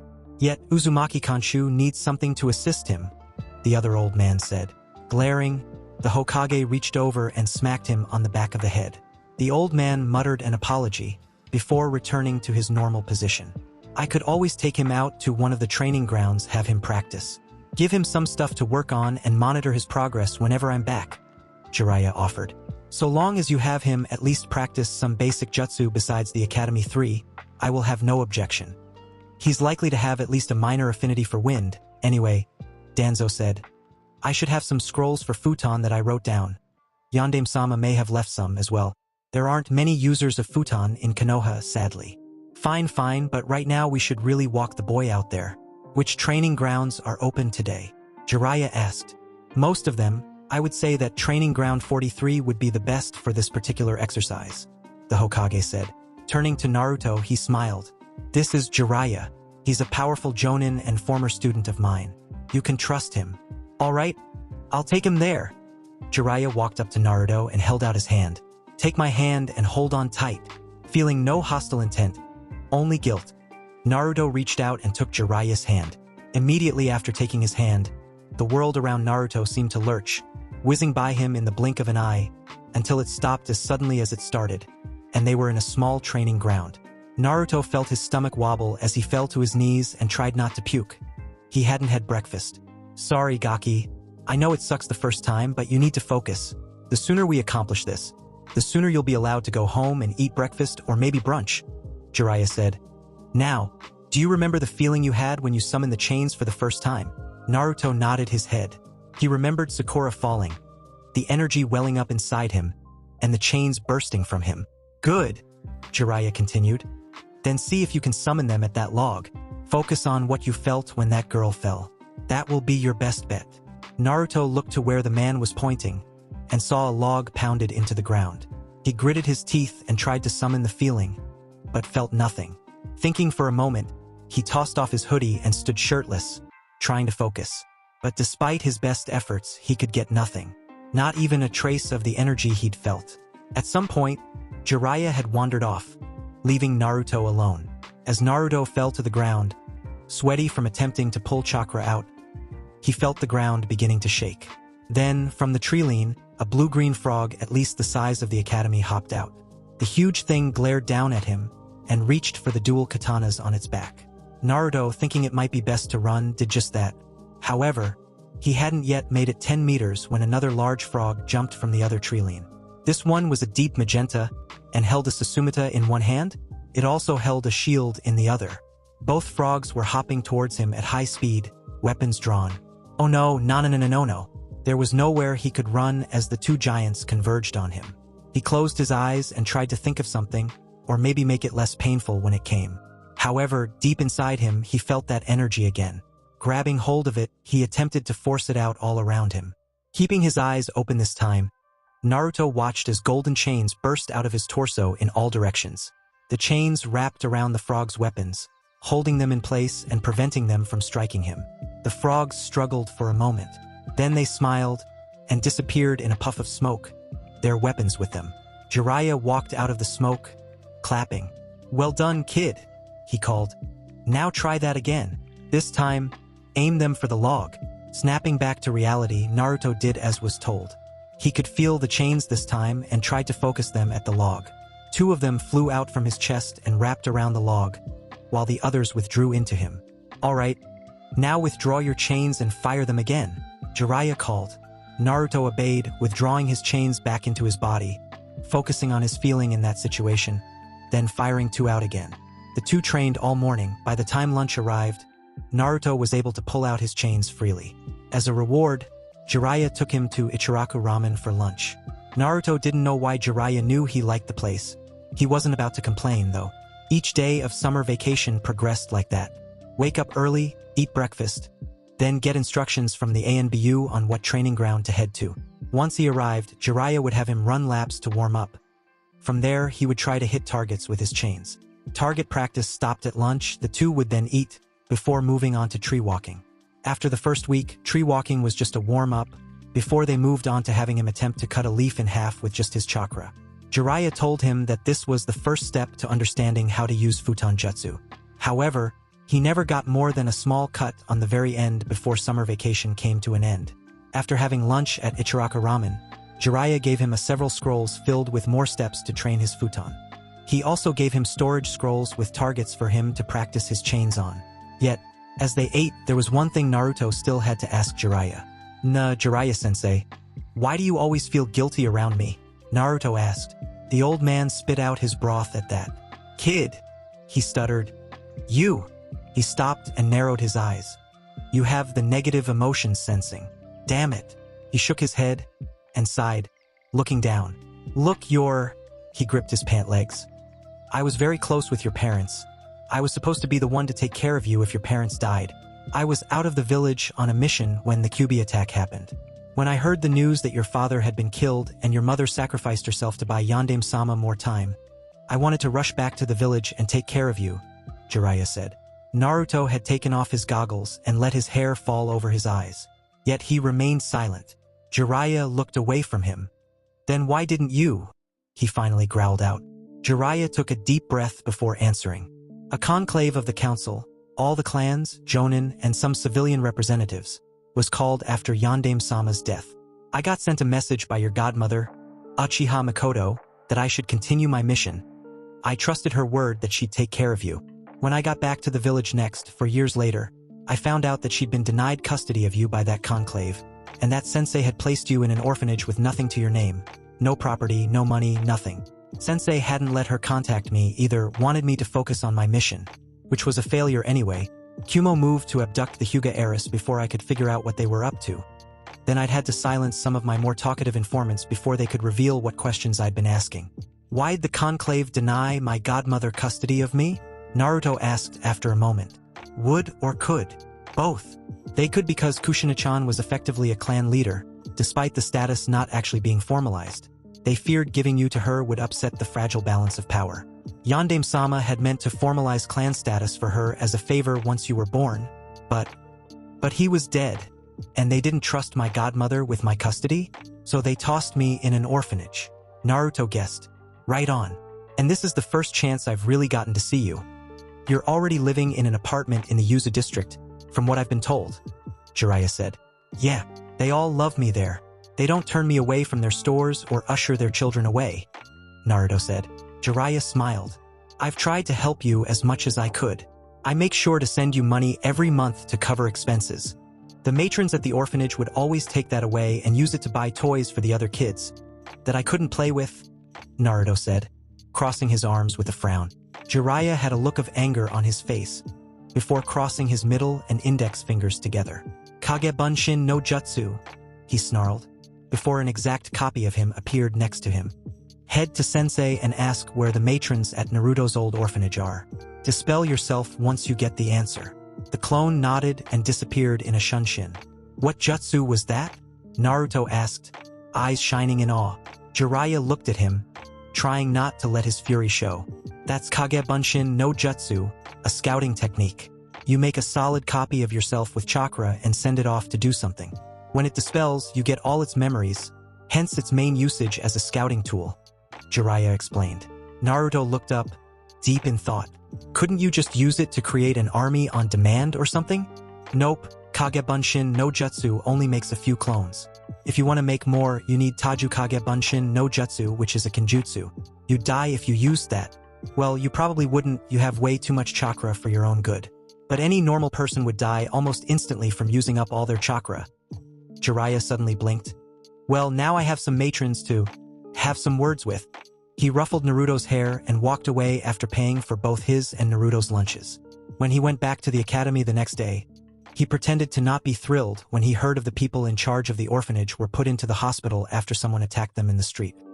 He also pretended to not notice the vast amount of money now in his account, transferred direct from the personal accounts of said matrons. When Naruto's 9th birthday arrived, he actually got presents from people, and not just 2 from the Hokage. Or rather, 1 from the Hokage and 1 from Jiraiya by proxy, as he now knew. While many of them were inconsequential at best, Sakura had bought him a collection of books on Fuinjutsu, since he'd finished most of the books he'd read on the subject already. Surprisingly for Naruto, the next few years were mostly a blur. He fell into a repeating cycle: train with Sakura on academy days, train in the training yards on weekends. During vacations, Jiraiya or one of his Kagebunshin would be in the village to check up on his progress. By the time he was 10, Jiraiya was finally willing to show him some more advanced seals. He learned his first futon technique over winter break of his 3rd year at the academy, futon Rapusho. When they returned in January, he immediately wanted to test it out in a spar. Thankfully, they had sparring that day. Naruto was paired up against Choji. After making the seal of confrontation, the two briefly fought in taijutsu before Naruto decided to try out his new technique. After Choji tried a running attack against him and fell, Naruto got behind him and quickly formed his hands into the mi-seal. He cycled through them rapidly, clapping his hands together at the end. Futon Rapusho, Naruto called out, thrusting his hands out. All the eyes in the yard turned to him as a gust of wind erupted from his hand, sending Choji flying out of the little makeshift arena. Naruto, Yumino-sensei yelled, running up to him. No ninjutsu is allowed in sparring unless we say so. Naruto got detention that day, again. So he pranked Yumino-sensei again the next day, and got detention again. But he agreed to not use ninjutsu in spars unless cleared first. Of course, he was banned from using ninjutsu in spars period about a week later, after a clash between his futon, Rapusho, and Sasuke's katan. Gokaku no Jutsu set about 15 of the surrounding trees on fire. It was pretty much forced by everyone. Once the final year of the academy began, Naruto finally got it into his head to teach Sakura how to do the chakra training techniques that he'd learned from Jiraiya. She got tree walking down within an hour, and water walking within a week. So, her training mostly involved her increasing her chakra pool and them running laps around whatever training ground they attended. Or, more accurately, her running laps and Naruto practicing his Fuinjutsu. He did his running other days. After all, he needed to study these things right now. Gigi had promised to let him take the test to be certified as a seal master once he made genin. But that wouldn't matter unless he actually could pass the test. And then the school year ended. While Sakura was tied for second of the girls and sixth in the class, Naruto was competing with a civilian boy for ninth place. Naruto beat the boy, whose name he couldn't be bothered to remember, by 2 points on the scorecard. After the 1-month break between March and April, the final part of their education as shinobi began. From April to July, they were trained relentlessly. Every day had sparring, and they were trained in the Academy 3 Kawarimi no Jutsu, Henge no Jutsu, and Bunshin no Jutsu as much as possible. A few days before graduation, the day's spars put him up against Sasuke again, probably the last time the two would spar, as far as Naruto was concerned. If they met to fight again, it would be at the Chunin exams or something. The two stood apart, each in a separate taijutsu pose. Hana-sensei stood back, and after a glance in Naruto's direction, asked if they had any additional rules. I have one, though whether Sasuke-san wants to use it is his choice, Naruto said. Hana-sensei flipped his silver hair away from his face. Alright then, what is your suggestion, Uzumaki-kun? Hana asked. Naruto grinned widely. No Kekkei Genkai, Naruto said. That would make it less fun. If he uses his Kekkei Genkai, I'll use mine. Fine. Uchiha-kun? Hana asked, glancing at Sasuke. I don't care, Sasuke said, deadpanning. He wasn't going to bring up that he hadn't activated the Sharingan yet. That would just be embarrassing. Fine. No Kekkei Genkai during the spar. Also, I need to remind you to no ninjutsu. Any more forests get burned down and you'll be paying for it, Hana-sensei said. Like it matters, Sasuke muttered, sliding into his starting pose. I have enough money to buy out every building in the village, and that wouldn't even take 0.1% of my money to do. Yes, but Uchiha-san, Naruto-kun isn't nearly that rich, and he'd have to pay for half of it. Sakura called out from the side, her spar with Shikamaru having ended with him just walking off the field. Sasuke rolled his eyes at the girl's comment as Naruto moved into his own stance. Hana-sensei threw his arm down. Hajime! The two boys ran at each other, crushing their arms against each other's. Smirking at each other, both jumped back from the center. Naruto crouched down and rushed in with another punch, which was also blocked. Quickly jumping back again, Naruto tossed a smoke bomb at the ground, while also throwing multiple shuriken at him. Out of the corner of his eye, Naruto saw Hana-sensei raise his hand to stop the match. However, Umino-sensei grabbed his arm before he could. Now, let's watch the match, Mizuki-san. Hana-sensei nodded and put his hand back down. Dashing into the smoke, Naruto kicked Sasuke's feet out from under him and tackled him to the ground. The only thing him and Sasuke could see was each other, but it was enough to see a place to punch. After getting several hits point-blank, however, Sasuke dodged one punch, which hit the ground, allowing Sasuke to grab and flip him. It was only once he was on his back that Naruto saw the eyes. Oi! Naruto yelled, as 3 golden chains shot from his chest and wrapped around Sasuke, pinning him. I said no Kekkei Genkai. The smoke cleared a few moments later, allowing everyone else to see them. Hana-sensei blinked rapidly to clear his vision. His jaw dropped when he saw the sight before him. Sasuke struggled for a few moments, then stopped, realizing the futility of it. Umino-sensei threw his hand down to call the match. Uzumaki-kun wins. The no Kekkei Genkai rule stands. Even had he knocked out Uzumaki-kun, Uchiha-kun would have lost by breaking it, Umino-sensei said, to alleviate his gobsmacked friend. Sasuke glared up at the teacher, before looking back at Naruto. Although, Umino-sensei continued, I would like to congratulate them both for a spirited fight, and Uchiha-kun for awakening his eyes. Sasuke's eyes widened, before he looked down again, trying to see some kind of reflection. Naruto shook his head and walked up to the boy, his chains retracting to set Sasuke free. Left eye has 1 tomo, right eye has 2, Naruto said. Sasuke nodded at him, before closing his eyes for a moment. When he opened them again, his eyes were their normal onyx black. He walked up to Naruto to perform the seal of reconciliation, which Naruto returned. However, with his other hand, he grabbed Naruto's wrist and pulled him close. Sorry, he whispered. Didn't mean to turn on my Sharingan. Good fight. Naruto nodded, before stepping back. Sasuke simply shoved his hands in his pockets and walked off, as if he'd never said anything. Naruto rubbed his shoulder. He knew Sasuke. He'd apologize if he had to, but would never admit to doing so. 3 days later, it was finally time to take the Genin test. After easily passing the Taijutsu and obstacle course sections, and doing well enough on the written exam, they got the name of which of the Academy 3 jutsu they needed to do to graduate, Bunshin no Jutsu. Naruto had wailed in despair at hearing it. He still couldn't do a normal Bunshin. To make it even worse, no variants were allowed. Apparently, some kid had used Mizu Bunshin no Jutsu on a rainy day during a previous exam, and had been allowed to pass because there was no rule against it at the time. Of course, they would change that.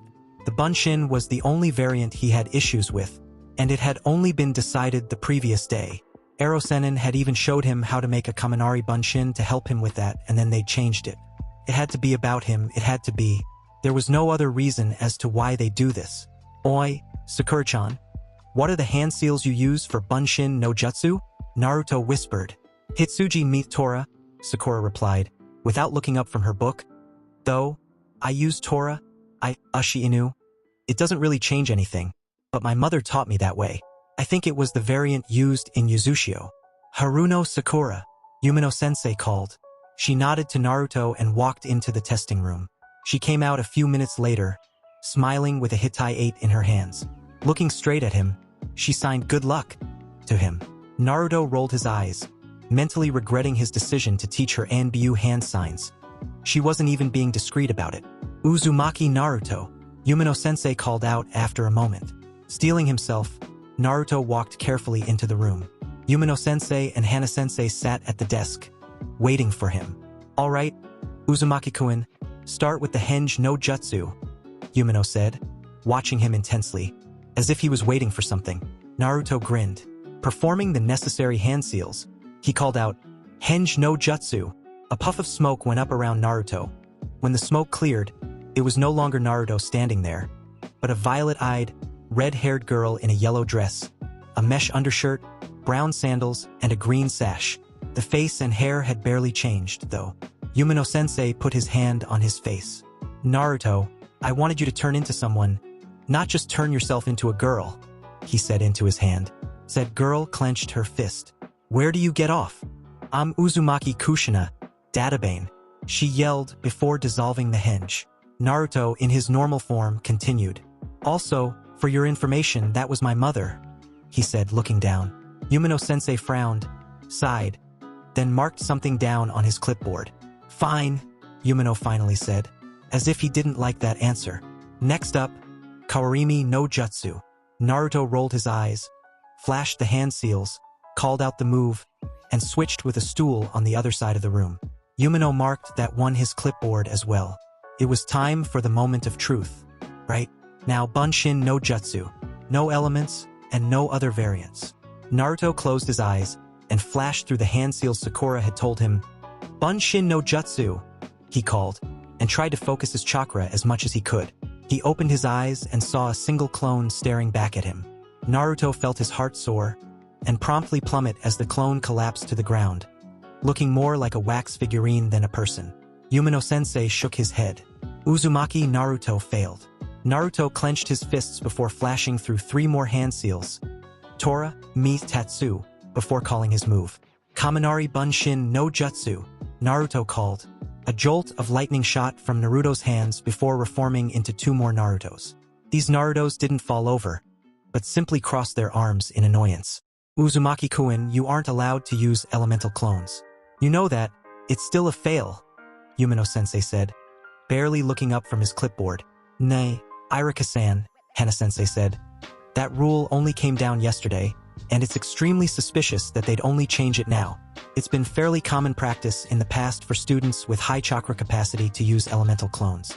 Hell, the boy's own mother used a Mizu Bunshin on her test of the Academy 3, and Yandame-sama used a Kage Bunshin.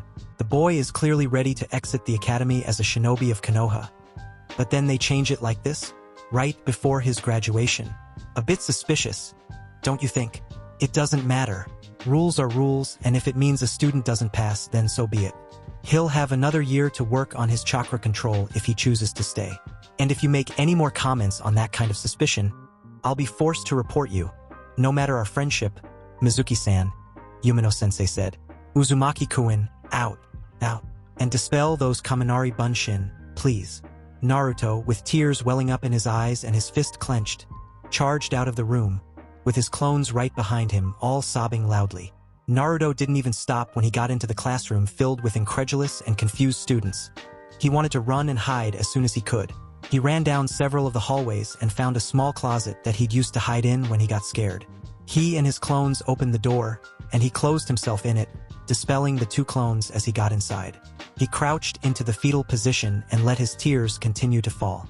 He could feel the sheer hate coming off of Yumino-sensei, hate he'd never felt before as he'd been too focused on Sakura's emotions. Now, he was the only one in their class to not pass the final exam. Even Shikamaru had passed, and he was the dead last. And he didn't pass because the teacher hated him, and not just him, if Hana-sensei was right, but someone in the higher ranks of the village changed the rules just to make sure he didn't pass. Just to keep him down. Him, the godson of one of the legendary Sannin, and a distant cousin of another. He could perform 8 D-rank, 5 C-ranked, and 3 B-ranked Futon ninjutsu. He'd learned 2 D-ranked Raitun ninjutsu as well. He could water walk effortlessly, hold leaves to his body for hours, and create a barrier seal that kept Erosenin stuck in one place for 5 hours before he figured out how to deconstruct it. And he didn't pass because he couldn't do a single, practically useless E-ranked ninjutsu. He placed his head against his knees as the tears continued to fall. He'd show all of them. He couldn't be kept down. No matter how hard they tried, he'd bounce back and show them exactly what he could do. Then, the door slid open, and Hana-sensei was there, a look of pity on his face. He extended a hand to Naruto. Barely hesitating, Naruto took it, not noticing the smile on the man's face. When 3 Narutos had come running through the classroom sobbing, Sakura knew he hadn't passed. But the fact that there were 3 of them confused her. If he'd created 2 clones, why couldn't he pass? She turned to her only deskmate remaining, and he answered her question before she could ask it. Yesterday, they changed the academy rules so that you couldn't use any elemental variants of Bunshin no Jutsu, Sasuke said, shrugging. Sakura's hand went to her mouth. Then, he never had a chance. He can't do the standard Bunshin. He's used Kaminari Bunshin all year, Sakura said. Makes sense. Those were Kaminari Bunshin that just ran by with Naruto. I'm going to go dash, Sakura began, but was interrupted as Yumino-sensei stormed into the room, slamming his clipboard down on the lectern. No one is to leave this room, he growled.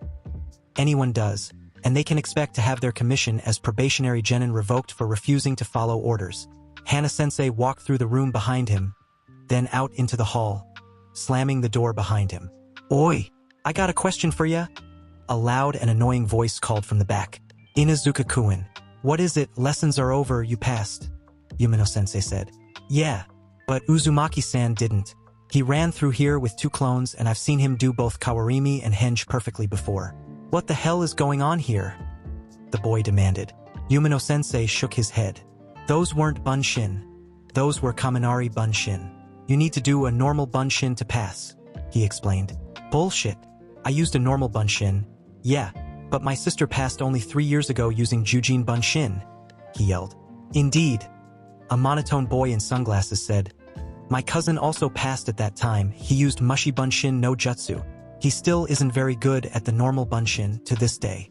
2 pieces of chalk flew to the back of the room, though only the one thrown at the Inuzuka boy hit its mark.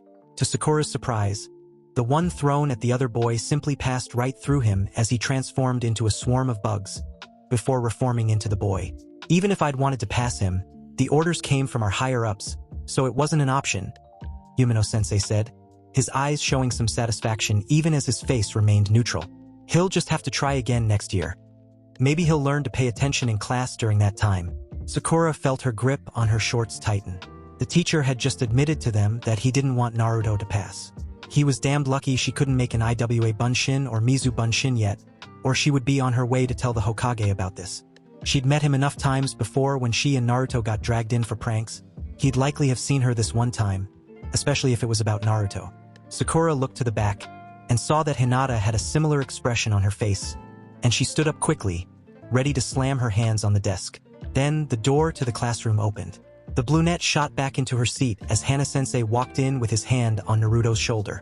The boy's eyes were bloodshot, and his face was red from crying, covered in snot from his nose running as well. I'll be taking Uzumaki-kun down to the headmaster's office for the day, Hana-sensei said. When the academy gets out, he'll head home. He'll be back after summer vacation for another term here. The tears returned to the boy's eyes as he was escorted out of the room, and the door shut again. Clenching her shorts even tighter, Sakura shot Umino-sensei her worst. "I will ruin you and your entire family," glare. Umino-sensei shook his head and directed a burst of killing intent her way. Sakura flinched and stopped glaring. Though her anger wasn't repressed, it only grew stronger. As soon as the sun fell, Naruto sprang into action. Hana-sensei had told him what had happened. Someone on the headmaster's staff had snuck the rules change onto the man's desk while he was recovering from a hangover, leaving him stuck and unable to graduate via the final exam. However, they forgot about a secret second test that he could pass regardless of whether he could use Bunshin no Jutsu or not. He just needed to steal a specific scroll from the Hokage's office and learn a technique from it. Hana-sensei told him to bring the scroll along to show him the technique he learned. It didn't take him long to simply walk straight into the Hokage's office. Gigi always had time for him. The ANBU stood off to the side as the old man smiled sadly at him. "Naruto-kun, I was so sorry to hear that you failed the exam," he said. "Yeah, I'm sorry, Hokage Gigi," Naruto said. Before Sarutobi could respond, Naruto flashed his hands into the Hitsuji seal. "Oiroku no Jutsu," Naruto called, feeling the shift. The Hokage's face paled, before blood spurted out of his nose, sending him flying back in his chair and into unconsciousness. Naruto shifted back, only to find all the ANBU were also knocked out. "Come on, all these guys are perverts," Naruto complained. He shook his head as he threw open the small door that held the scroll he needed. He threw the strap over his shoulder and ran out to meet Hana-sensei. Since the ANBU were likely still knocked out, he didn't have any pursuers as he arrived in the woods nearly an hour before he needed to. Curious, he slid open the scroll on the ground and read through each of them. Shiki Fujin, developed by the Uzumaki clan, can seal away just about anything inside the Shinigami, at the cost of the user's life. Yikes. Souls trapped inside can only be freed with another Uzumaki technique. That's vague. Oh well, might be decent to memorize the hand seals at least. Never know if I might need that. Hack no Fuin Shiki. Another Uzumaki technique. 2 Shisho Fuin that either fully or mostly overlap to strengthen each other. Created primarily for Jinchuriki. I wonder what those are. Tajukage Bunshin no Jutsu. Oh hey, I know about this one. Let's see how this works. After around 10 minutes of trying and failing, one more call of Tajukage Bunshin no Jutsu caused 6 Narutos to appear around the original one. Sweet! The boy cried. It works! He quickly returned to the scroll, reading more of the non-sealing techniques. Futon, Kamikaze no Ken, creates a multitude of blades inside a gust of wind, similar to Futon. Kazakiri no Jutsu, but is much more powerful, requires an external gust of wind. Damn, I know Futon de Tapa, but I would need to use a Kage Bunshin or something for that. Actually, I can try that, it might work. However, before he had a chance to try it, Hana-sensei landed on a branch above him. "Nah, Hana-sensei," Naruto called, standing up and waving. "I got 2 techniques from the scroll. Is that enough to pass?" "Yes, indeed. Now, bring the scroll here. I'll return it to the Hokage's office." His sensei called down to him. Naruto nodded, rolling up the scroll and returning it to its casing. Wrapping the strap around his shoulders, Naruto walked up the tree to Hana-sensei's branch. Hana-sensei smiled at him. "Good work, Naruto-kun," he said, placing one hand on his shoulder. Naruto smiled back at him. Then, something hit Naruto in the stomach, knocking the wind out of him. He was kept on the branch, though, by Hana-sensei's hand. A hot, burning pain coursed through his body from the impact site. Naruto quickly felt where he'd been hit. It was hot and sticky. He pulled his hand away to look at it. It was blood. Naruto's eyes widened as he saw his bloody hand. He looked down, to see a kunai hand sticking out of his stomach, held by Hana-sensei's other hand. Then the pain truly set it, an unbearable pain that made Naruto see stars. He could still see, but barely. Hana-sensei's grip on his shoulder tightened like a vice. He then withdrew the kunai, making the pain even worse. "Naruto," he said, in a sickly sweet voice. "You..." Hana-sensei stabbed him again, and Naruto heard loud screaming. "Stupid." He withdrew the blade, then stabbed again. "Useless." Again. "Gullible." Again. "Idiot." One last stab before withdrawing the blade one last time. Instead of stabbing him, Hana drew back his fist, before driving it into Naruto's face, letting the boy fall. The screaming continued, louder and louder. It was only when Naruto was about to hit the ground that he realized the screams were his own. He landed on the ground with a sickening crunch and a flare of pain in his right shoulder. Naruto didn't understand why he hadn't fallen unconscious yet, but his mind refused to fall out of it. But the stupid pain was distracting him from using his chains to get out of this mess. I suppose, the voice of Hana called down to him, I should thank you. You did the hard work for me. All the ANBU will be out looking for you, and by the time they figure out I'm gone, I'll be out of Hai no Kuni. Gritting his teeth, Naruto forced himself to look at the teacher who'd been kindest to him over his academy years. The look on his face was one of pure and utter hatred, which radiated off of him. The hatred, Naruto realized, was solely for him. Why? Tears of both pain and sadness fell from his eyes. Why does he hate me so much? Why? He called with the strength he had left. Why would you do this, sensei? Don't call me that. Hana roared, jumping to a new branch. I'm not your sensei. I could never be a sensei to a monster like you. Monster. Naruto whimpered. Yes, an S-class secret of the village hid it from you. The truth is, Naruto, he grinned, you are the QB no Yoko. Naruto's eyes widened, and he felt his heart almost stop. Hana laughed out loud. Ever wonder why everyone hated you? Why all the parents would be taking the kids away from the playgrounds only when you showed up? Many of them lost friends or loved ones to your rampage 11 years ago. No, no, no, no. Naruto muttered feebly. His vision was fading in and out now from the pain. Yes, your whole life is a lie. No one would ever want to be near you. I only used you to get the scroll. The Hokage had ANBU watch you in case you regained your memories or your true form. The people of the Yuzu district help you out of nostalgia for their lost princess. You took a form resembling her when you lost your power from Yondaime-sama's seal. Hana grinned even wider. Maybe if I'm lucky, the stab wounds I gave you will unleash your true self and give me even more cover for my escape. Hana reached down and grabbed the scroll. Suddenly, it shifted into a log. Hana looked at it, outraged. He picked up the nearly unconscious boy by his collar. Where the hell is the real scroll? Naruto drew on what little strength he had to smile through all the pain. With me, I'm on my way back to the village. It hurts, but I'll make it. The pain finally claimed him, dispelling him, and letting his memories return to the real one. The real Naruto fell over, the rush of the memories coming to him. He trembled, forcing himself to his knees. Was he really the QB no Yoko? Did no one care for him for anything more than nostalgia or for their own selfish reasons? Even the ANBU, they were just to make sure he didn't explode. Naruto! A voice roared behind him. Naruto turned and jumped back. He slipped and fell on his butt, sending more waves of pain through him. He could taste his blood and felt it running down his chin. Hana landed on the branch across the way from him. You're faster than I was expecting. What with how much damage I did to you? You have to be falling into shock by now. When you die, Yondaime-sama's death will be avenged. But it matters not for me. I want that scroll now. He withdrew a scroll from his Chunin vest. After he unsealed the scroll with a puff of smoke, a folded-up Fuma shuriken emerged. Naruto pushed himself up and pushed his legs against the ground as much as he could. He couldn't feel the air on his face anymore, and he felt the blood from his stomach wounds sticking to his feet. The edges of his vision had a reddish glow to them, but he couldn't focus on that. He had to keep running. His right arm was practically dragging behind him. He tripped, but it wasn't on a root. He found himself entangled as metal wire that bit into his skin. He looked and saw Hana smiling, with the Fuma shuriken unfolded. Caught like a rat in a trap. Now die, demon, he said, pulling his arm back, before throwing the shuriken straight at Naruto. Naruto closed his eyes tightly and held his breath, waiting for the end.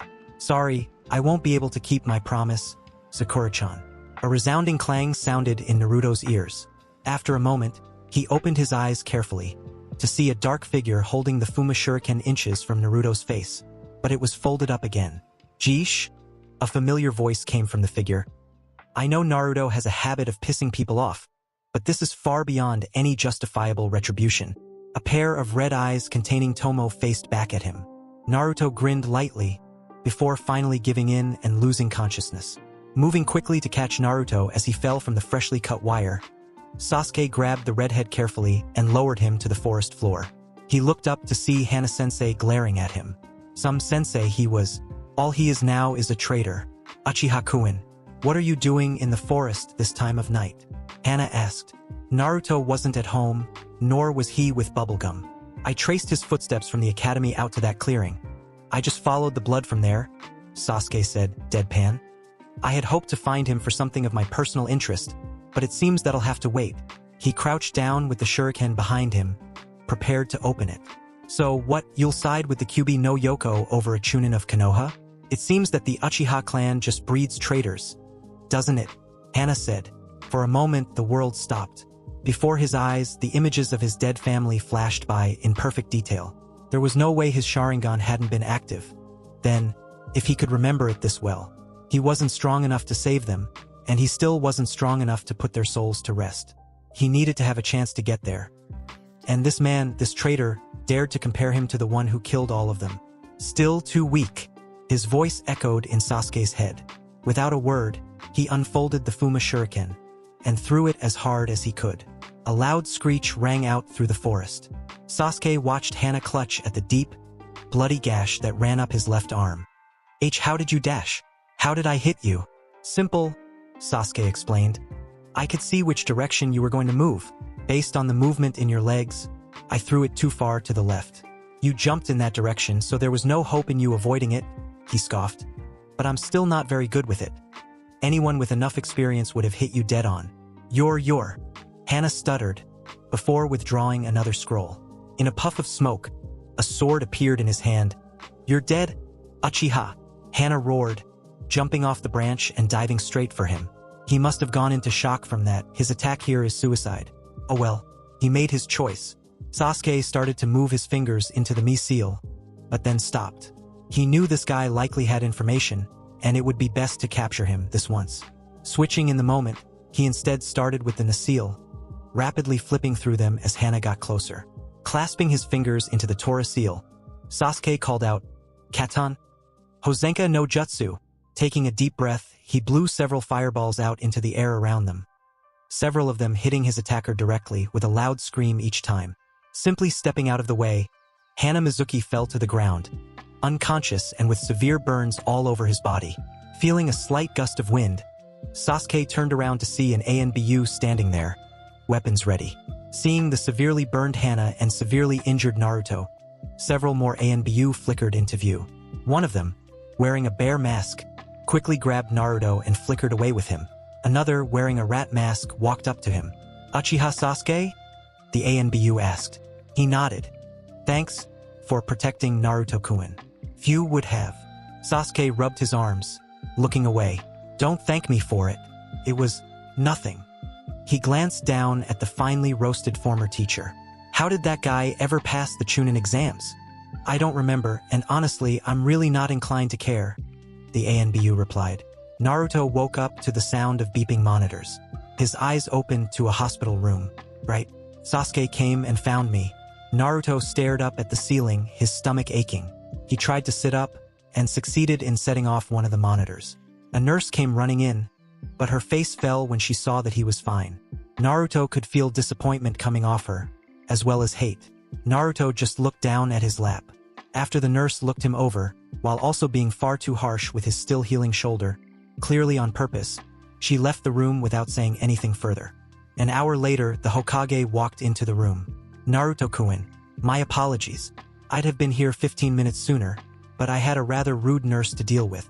You'll be cleared to leave the hospital this afternoon. Your arm will heal by the end of the day, more than likely, he explained. Naruto nodded, barely looking up. The Hokage took off his hat and sat down on the chair. I understand that Hana Mizuki said some things to you when you saw him? Naruto nodded, tears pooling at the corners of his eyes. I'm so sorry, Naruto-kun, to find out in that way. I'd intended to tell you when you'd made Genin. Break it to you carefully. So, it's true? Naruto asked, the tears starting to fall. I'm really the Kyuubi no Yoko? The Hokage sprung forward and grabbed Naruto's hands. Listen to me, Naruto, he said firmly. You are not the Kyuubi. Anyone who understands a thing about history or sealing would know that. You are the Kyuubi Jinchuriki, a jailer, if you will. Sarutobi shook his head. It is a burden that you inherited from your mother. She kept it imprisoned and prevented it from harming the outside world. So, I have it because my mother died? Naruto asked, sniffling. Yes, if your mother had survived the night, we could have sealed the Kyuubi back into her, or at least most of it. You may have still gotten part of it, I don't know. Minato-kun wasn't very forthcoming about it before his death. I can't exactly ask him about it now, Hiruzen said, chuckling lightly. What exactly happened the night of the attack? And please don't lie to me, Naruto said. Hiruzen nodded. Before we start, I need to tell you about your father. I didn't intend to tell you until you made Chunin, but I owe it to you. Your father was my successor, Namikaze Minato, the Yondaime Hokage, Sarutobi said. Naruto's eyes went as wide as saucers. I'm surprised so few people figured it out. You have a good amount of his face and his eyes. Maybe it's the whiskers. My father is Yondaime-sama, Naruto whispered to himself. His fists clenched and unclenched. Who else knew? The ANBU, the clan heads, my counselors, a few civilians, and several assorted jonin. That includes Jiraiya-kun, who was your father's sensei, as well as the rest of Team Jiraiya. The Hokage explained. Now, listen, I don't know many details of what happened that night. I remember that they snuck Kushinadano out of the village to have you, so that when her seal weakened during childbirth, nothing would happen. But something did happen, Naruto guessed. Yes, someone attacked them, killed the midwives, my wife among them. Sarutobi shook his head to clear the grief. From there, they unleashed the Kyuubi from your mother and set it loose on Konoha. I'm sorry, Gigi, Naruto said. It's not your fault, Naruto, Hiruzen said. When the Kyuubi attacked, Minato-kun said that he had a plan. He didn't explain what it was, but he took you and Kushinadano on his toad and chased the Kyuubi down before teleporting it outside the village. Your mother used her chains to form a barrier around them to avoid further attack. We tried to get through it, but your mother was one of the best in the world at barrier seals. All we know at that point is he used the Shiki Fujin to seal part of the Kyuubi inside of himself. From what I could tell, it was the In aspect of it. The Yang part of it was sealed within you using the hack no Fuin Shiki. This is what gives you your ability to sense people's negative emotions, the Kyuubi's chakra mixing with your natural sensory abilities. Uzumaki Mito, your great-grandaunt, also had that power. She was the first Jinchuriki. Your mother was second. You are the third to hold it. So, Yondaime-sama sealed the Kyuubi into me because he had no choice? Naruto asked. Hiruzen nodded. Yes, I have no doubt in my mind that if Minato-kun could have, he would have dragged the entire Kyuubi into the Shinigami with him.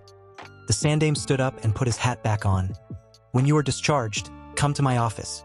We have many things to discuss. And do not mention either of the things I have told you to anyone. Those are S-class secrets, and speaking them is punishable by death.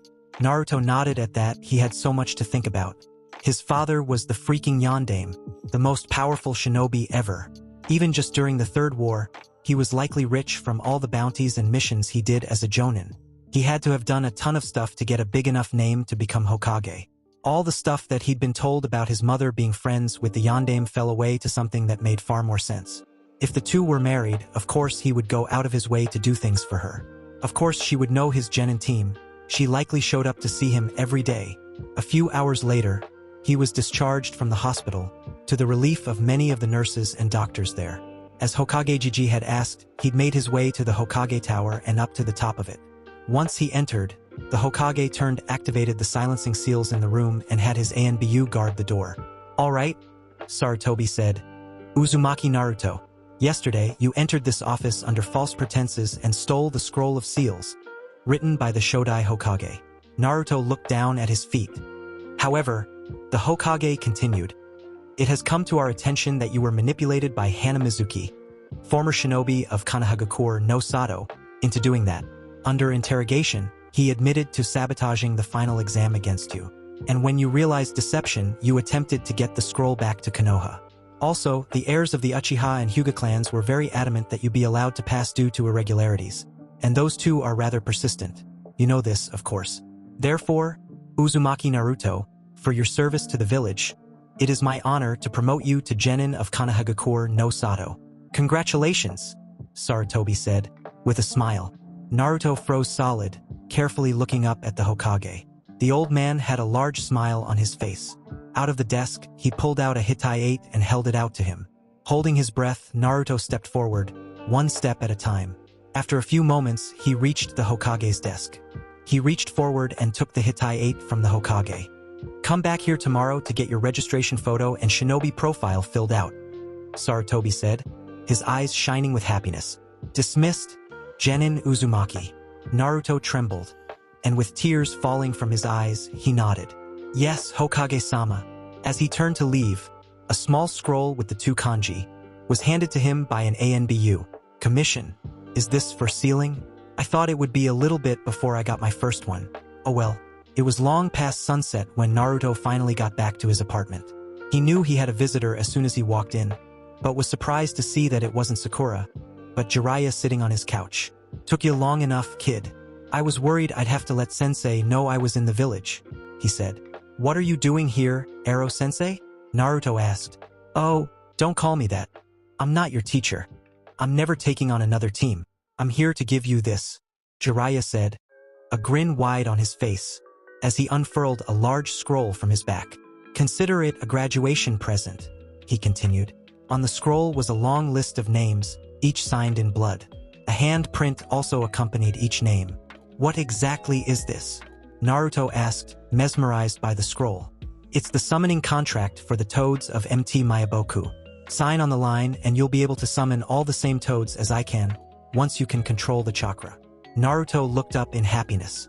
He'd been attempting to get Jiraiya to let him sign the contract for over a year, and he was just giving it to him? It was almost too good to be true. "Sign in my blood, right?" Naruto asked. With a nod of affirmation, Naruto pulled out a kunai and lightly sliced his left hand, using his right to draw the kanji that made up his name. He then pressed a bloody handprint to the page, finalizing the contract. "Congrats, kid. You're now a toad summoner. To summon, get some blood on your hand, right? Perform the hand seals Inu, Tori, Saru, Hitsuji. Then press your hand to the ground," Jiraiya explained. "Like this." He bit his hand, flipped through the hand seals, then pressed his hand to the ground. "Kuchios no Jutsu."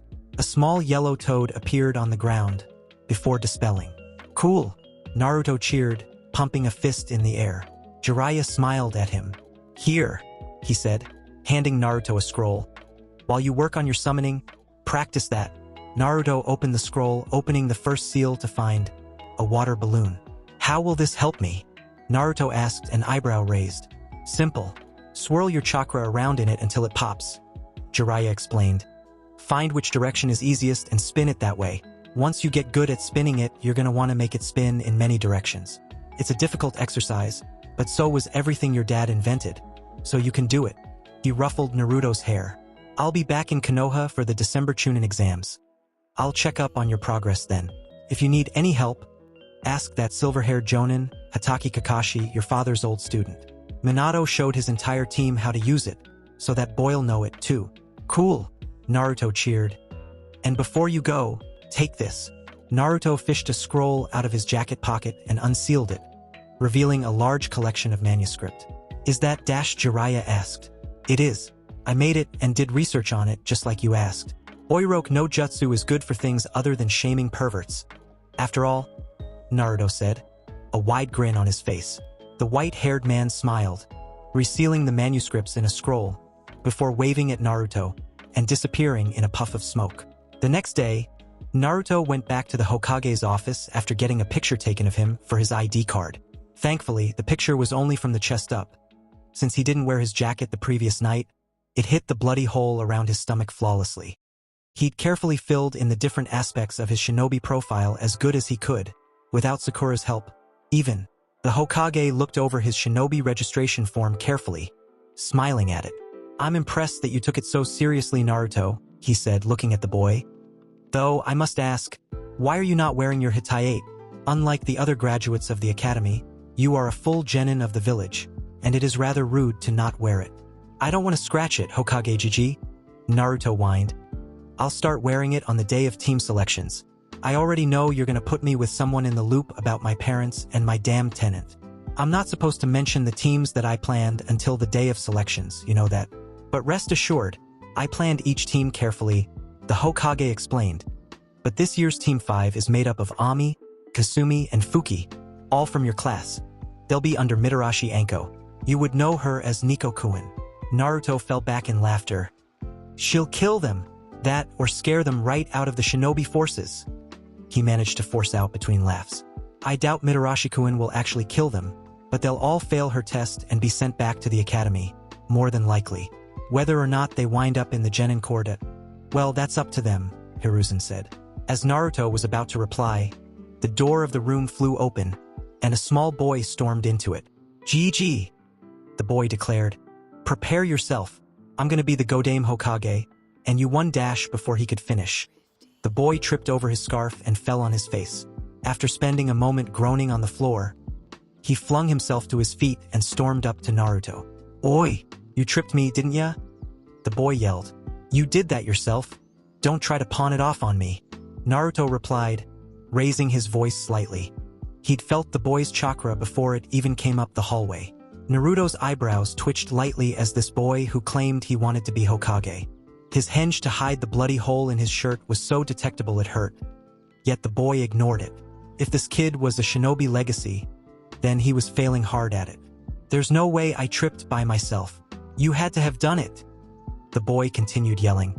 Naruto rolled his eyes, standing up and grabbing the boy's shirt.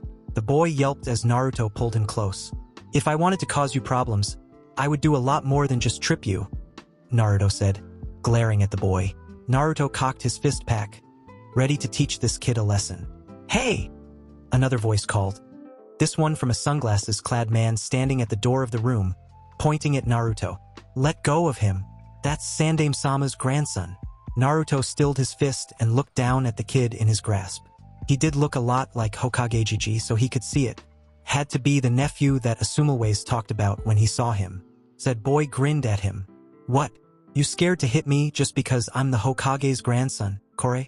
I couldn't care if you were Daimyo-sama himself, Databeo. Naruto punched the boy's head down. The boy's face smacked the ground, and he laid there, unmoving. What? The sunglasses-glad man yelled, his hands on his head. Naruto just put his hands in his pants pockets and left. See ya, Hokage Gigi, he called, walking up the hall. Now I just need to buy some new clothes, since the fight with Hanajikisha ruined my only good outfit. Naruto hadn't gotten 4 blocks away when he felt himself being followed. He obviously forgot that Naruto was a Kanshinin, or maybe the kid just didn't know. Oi kid, stop following me. Your camouflage is even worse than my attempts when I was 9, Naruto yelled. The disguise blanket fell away to reveal the boy from earlier standing there. As expected from a skilled shinobi such as yourself, Kore, the boy cheered. He ran up to Naruto and pointed directly at him. From now on, I'll be your apprentice. You've got to be kidding me, Naruto said, crossing his arms. And pray tell, why exactly would I do that? Come on, help me out here, senpai, the boy yelled. Naruto blinked and turned carefully to face him, blushing lightly. As senpai? Naruto stuttered. The scarf-clad boy nodded again. Yes. Asumaji-chan told me that you could knock down a tree with your abilities. Please, senpai, teach me, he begged. Well, I guess I can teach you a few things, Naruto said, scratching the back of his head. The blush still hadn't faded. Damn kid, why did he have to know my weakness there? Asuma, you suck. Before they continued on, Naruto quickly created a Kage Bunshin to go and do his clothes shopping for him. He wished they had the durability of his Kaminari Bunshin, but at least these things had a mind of their own and could go anywhere. He wanted to practice his Fuinjutsu, and he had some ideas, but Sandaime-sama had firmly put his foot down. He was not allowing Naruto to put seals on his body, despite his arguments as to why it'd be helpful. Alright, the first thing you need to know about ninjutsu, my little kohai, is how your chakra works, Naruto explained. I know how chakra works, Naruto-senpai, the boy said, shaking his head. Naruto stopped short. Oh, well then, which of the Academy 3 can you do? Naruto asked. The boy quickly put up the Hitsuji hand seal. Henge no Jutsu, the boy called, before turning into a fat, deformed Naruto. Naruto sighed and shook his head at the sight, before waving for him to change back. Okay, you have work to do. You can't use proper ninjutsu until you work out the tricks with those. Try it again, really focus this time, Naruto said. The boy grunted and tried again, this time making Naruto not quite so fat. The third time, he got the right body proportions but not the face. Focus on my face, and work on copying every feature from it, Naruto said. The boy nodded and continued to transform again and again until he turned into a perfect Naruto. Once he achieved it, the boy let out a loud cheer in celebration. Naruto bought them both sodas and took him into a small forest park to relax. Say, Kohai, you never told me your name, and it feels weird to just call you that, Naruto said. The boy frowned. No one cares about my name, but, since you asked, my name is Sarutobi Konohamaru. I was named after the village by Aji-sama, so everyone should remember it, the boy explained. But no one call me by my name. It's always Omego-sama, because that's all they see me as, the grandson of the Sandaime Hokage. That's why I want to beat him. I want to be seen as me, not as part of Aji-sama. He's kinda like me, Naruto thought, looking up at the tree-line. Almost everyone only sees me as an extension of my damn tenant, not as Uzumaki Naruto. It's not just that, either, Konohamaru continued. I want to prove myself to the rest of the Sarutobi clan. Aji-sama has been head of the Sarutobi for as long as my father has been alive. I'm supposed to be the heir, but most of the elders want Asumaji-chan or Oto-sama to take over after Aji-sama retires. I want the elders to acknowledge me as the heir. It'll let me talk to the other clan heirs easier, since I was born 3 years too late to be in school with them, Konohamaru continued. With the heirs behind me, I can become Hokage easier. What do the clan heirs have to do with anything? Most of them are boring or annoying, in the case of Inuzuka-san and Yamanaka-san, Naruto said. They'll be clan heads one day, Konohamaru said, clasping his fingers. And that means there'll be a block of the conclave that will decide who the Hokage will be, one day. And they'll have direct control over the village's Kekkei Genkai and many of the most experienced shinobi. And the most powerful Hijitsu in the village, of course. That made sense to Naruto, at least. Gaining the approval of the different clans seemed pretty important, and a necessary step to becoming Hokage. Why does it have to be so hard to achieve, I wonder? How could Sakura be interested in all that? Well, Naruto said, standing up. Get up then, Konohamaru Kohai. Naruto gave the boy a wide smile. We still have work to do. If you think you can do it, anyway. Konohamaru hopped to his feet and nodded. What should I do now, senpai? Naruto placed his hand on his chin, thinking about what needed to be done now. Use Kawarimi no Jutsu to switch with that log over there, Naruto said, pointing into the distance. Konohamaru nodded, flipping through the hand seals, and vanishing in a puff of smoke. He didn't make it all the way to the log, but made it a fair distance. Not bad, Kohai. You certainly have a decent foundation, if not the experience necessary to build on it, Naruto said. Now, I believe next we should dash. Next, you should leave Omego-sama alone and go back to your den, a voice called. Naruto turned his head up and saw the bandana and sunglasses-clad man from earlier standing on a branch above them, glaring down at him. Naruto could feel the hate radiating off of him. This guy, too? I thought most shinobi couldn't care less about my tenant. Ha, ha, ha. You're very funny, Kuromegen-chan, Naruto called. Problem is, you're interrupting training time with my little Kohai. So why don't you just head on home? Konohamaru-kun will be just fine here. Omego-sama, the man called, completely ignoring Naruto. We should go now. Stop hanging around with this bad influence. I'm not going anywhere, Konohamaru called. Naruto-senpai said he'd teach me how to defeat Hokage Aji-sama, and I want to learn from him, Kore. Yet, a Hokage must be many things. A Hokage must have grace, discipline, skill, and tact, the man said. They must also be a master of at least 3 elements, no many jutsu, and previously be a jonin of the village. And to master that quickly, you need guidance, Omego-sama. I can provide that guidance. Leave me alone. Naruto-senpai has taught me plenty more than you, Ebisu-sensei. And I only met him today, Kore, Konohamaru yelled, putting his hands in the Hitsuji seal. Henge no jutsu. A puff of smoke later, and Konohamaru was replaced by an attractive girl in a bikini. Naruto simply put his head in his hands. I knew teaching him the Henge no Jutsu first was a terrible idea. Should have gone with Kawarimi that can't be abused like that. What kind of disgraceful jutsu is that? Ebisu yelled. I am a gentleman. There is no way that kind of thing would work on me. He stormed up to the now returned to normal Konohamaru. He grabbed the boy by his scarf and tried to drag him out of the clearing. Konohamaru, meanwhile, tried to run in the other direction. Naruto shook his head and flipped through a few hand seals. Kaminari Bunshin no Jutsu. he muttered, causing 4 more of himself to appear around him. Ebisu let go of Konohamaru and walked forward, towards Naruto. "You think you stand a chance against me?" Ebisu said. "You got beaten by the pathetic Hanamizuki. What makes you think you defeat a Takujo like me?" Naruto shook his head, and simply took off his shirt, dispelling the henge he put on it, revealing the jagged scarring on his stomach. "Why would you take off your shirt?" Ebisu began, but then began screaming as he was neatly gift-wrapped in golden chains, complete with a small chain bow on top of his head. His Kage Bunshin that he'd sent clothes shopping earlier just happened to walk onto the field then, and in his infinite wisdom he walked up behind Ebisu. Said Bunshin then proceeded to give the man the most brutal wedge Naruto had ever seen. After a loud scream by Ebisu, the other Naruto then walked up to the real one and handed him a storage scroll. He then dispelled himself with a smile. Well, that happened," Naruto said, blushing the antics of his Kage Bunshin. He released the chains to let the unconscious Ebisu collapse to the ground. Konohamaru, meanwhile, was rolling on the ground laughing. Naruto simply shook his head. Creating 3 more Kage Bunshin, he had 2 of them take Ebisu to the clinic, and 1 of them to run and grab one of the ANBU to explain the situation. "All right, great job, Konohamaru-kun.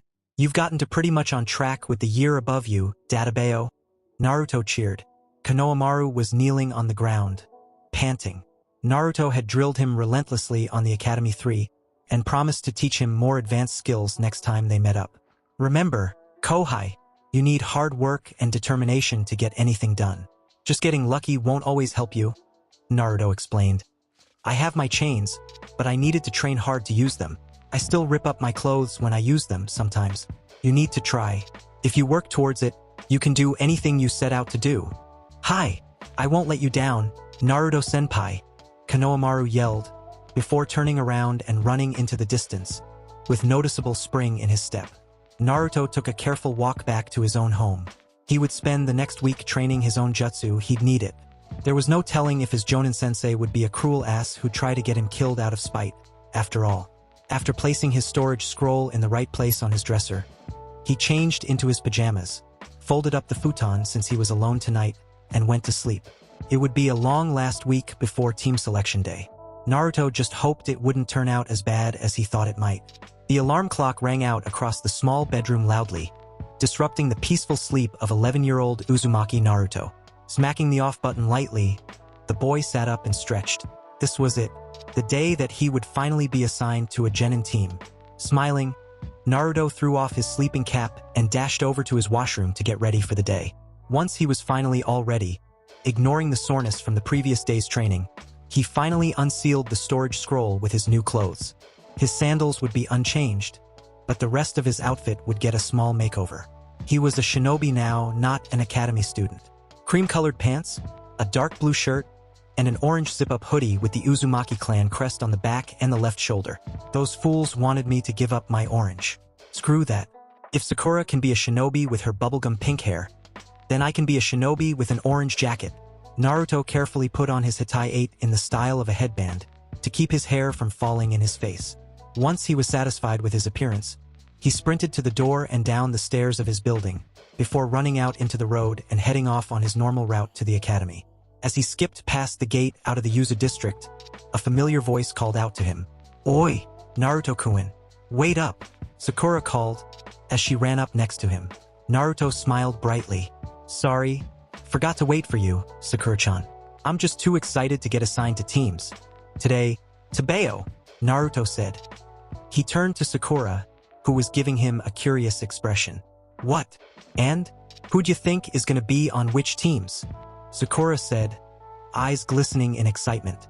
"Well, I'm really not supposed to say anything, but Ami, Kasumi, and Fuki are all getting put on a team under Nico-chan, since she just took a leave of absence from ANBU," Naruto whispered, barely stifling a giggle.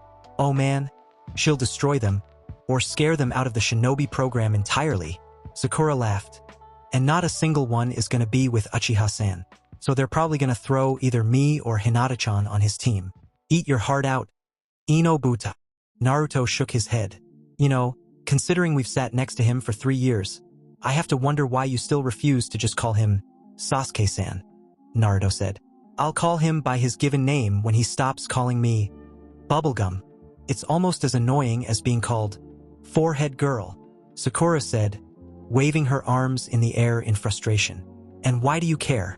You never really cared about Uchiha-san before. Naruto shook his head. Some shinobi about to go nuke Nin decided to try and take me out before he left. If Sasuke-san hadn't found me, I wouldn't be here right now. Sakura stopped in her tracks, noticeably paler than before. So, that's why you disappeared for the past week? In the hospital or something? Sakura asked. Kind of. I did some solo training yesterday. I also learned a new jutsu, Naruto said, crossing his fingers and making 2 Kage Bunshin. The 2 Kage Bunshin proceeded to fist bump before dispelling. Sakura just stared at it in awe. You got Kage Bunshin? That's a rank ninjutsu, Sakura said with a huge smile. Well, actually, that's Taju Kage Bunshin no Jutsu. It's a kenjutsu that Hokage gave me express permission to use in combat, Naruto explained. It's still the same technique, but the kenjutsu version I've heard that even Sandaime-sama can't do without jeopardizing his life. How much chakra do you have? Sakura was still talking really loudly, but Naruto didn't feel like correcting her. He didn't want to get thrown through a wall again. Okay, that only happened once, but she still scared him when she talked loud. The two continued chatting amicably until they finally got to their classroom. The two filed in and took their usual seats next to Sasuke, whose face had a noticeable look of relief as the fangirls started to pile in after them. Oi, Uzumaki-kun, I know you want to be with your friend, but this room is only for those that have graduated. One of the teaching assistants called. Naruto clenched his fists and jabbed a thumb at his Hitai-8. Sorry, but Hokage-sama gave me a field promotion for stopping a nuke Nin from stealing the Scroll of Seals, Naruto said. I was told to report here for team selections as if I was a probationary genin like the rest of my class. Can't blame y'all for not knowing that. Since you weren't there, Databeo, Naruto pointed to his left. Well, except for Sasuke-san, of course. He kept the battlefield lit up for me. The fangirls all squeed at the thought of Sasuke fighting off some badass nuke Nin. More like I roasted him for ANBU after you got wrapped up in wire strings. But tell yourself whatever you want to feel better about that. Congrats on the promotion, though, Naruto. Now maybe I'll have someone competent to spar with? Sasuke said, breaking his silence earlier than usual. Just remember our deal, Sasuke-san, Naruto said. Yes, I'll make sure to bring you with me so you can get your answers, Naruto. Hokage-sama should allow that much at least, Sasuke said, rolling his eyes. Umino-sensei chose that opportunity to walk into the classroom. All right, that's enough of that. Everyone, sit down, Umino yelled. As of today, you're no longer students of the academy. You are all now probationary genin of Konohamaru no Sato. There are much higher expectations placed on you. I would also like to apologize for what happened on graduation day. My failing to look into something that made someone who should have graduated easily unable to graduate with everyone else, he said, bowing lightly to his students. Hearing a creak, Naruto spun around to see Hinata stand up in the back of the room. Thank you for apologizing, Umino-sensei, but if you make Sakura-chan or Naruto-kun cry again, the Naka River will run red with your blood. Be good now. Umino shuddered. He likely was about to open his mouth, but then remembered exactly who Hinata was exactly. He simply coughed, but kept glancing back at Hinata with worry. I will now read off the roster of each team. Team 1 dash. Hey, who do you think I'll end up with as a Jonin sensei? Naruto asked Sakura, enthusiasm dripping off his voice like a waterfall. Well, it has to be an XANBU more than likely. No one else would be willing to take up the responsibility of training the village pariah, Sakura said, pretending to inspect her nails. Team 5. Ami, Kasumi, and Fuki. You'll be under Mitarashi Anko, Umino said. Naruto shook his head and laughed at how doomed those girls were. Shut up, grape tomato. Ami yelled at Naruto, face beet red. Naruto simply ignored her. Team 7. Uzumaki Naruto, Haruno Sakura, and Uchiha Sasuke. You'll be under Hatake Kakashi, Umino continued, his face falling as he read the name. Naruto's face fell straight into the desk. They made Nissan my sensei? Really? Well, at least he can train Sasuke-san with his Sharingan. Team 8. Hyuga Hinata, Inuzuka Kiba, and Aburame Shino. You'll be under Yuhi Kurenai. Team 9 is still in rotation from last year. Team 10. Yamanaka Ino, Nara Shikamaru, and Akimichi Choji. You'll be under Sarutobi Asuma. Oh come on. Why do Forehead Girl and Uzumaki get to be on Sasuke-kun's team, while I'm stuck with Lazy and Chubby? Ino cried. Because of a personalized request from Uchiha-kun to the Council of Clans, Yumino stated, who, in turn, passed it on to Sandaime-sama. The only kunoichi from his class that Uchiha-kun was willing to accept were Haruno-kun and Hyuga-kun. What? That's such bull. Ino began, but was interrupted by a rather loud cry. Shinaro! Sakura yelled, slamming her fist hard into Ino's face.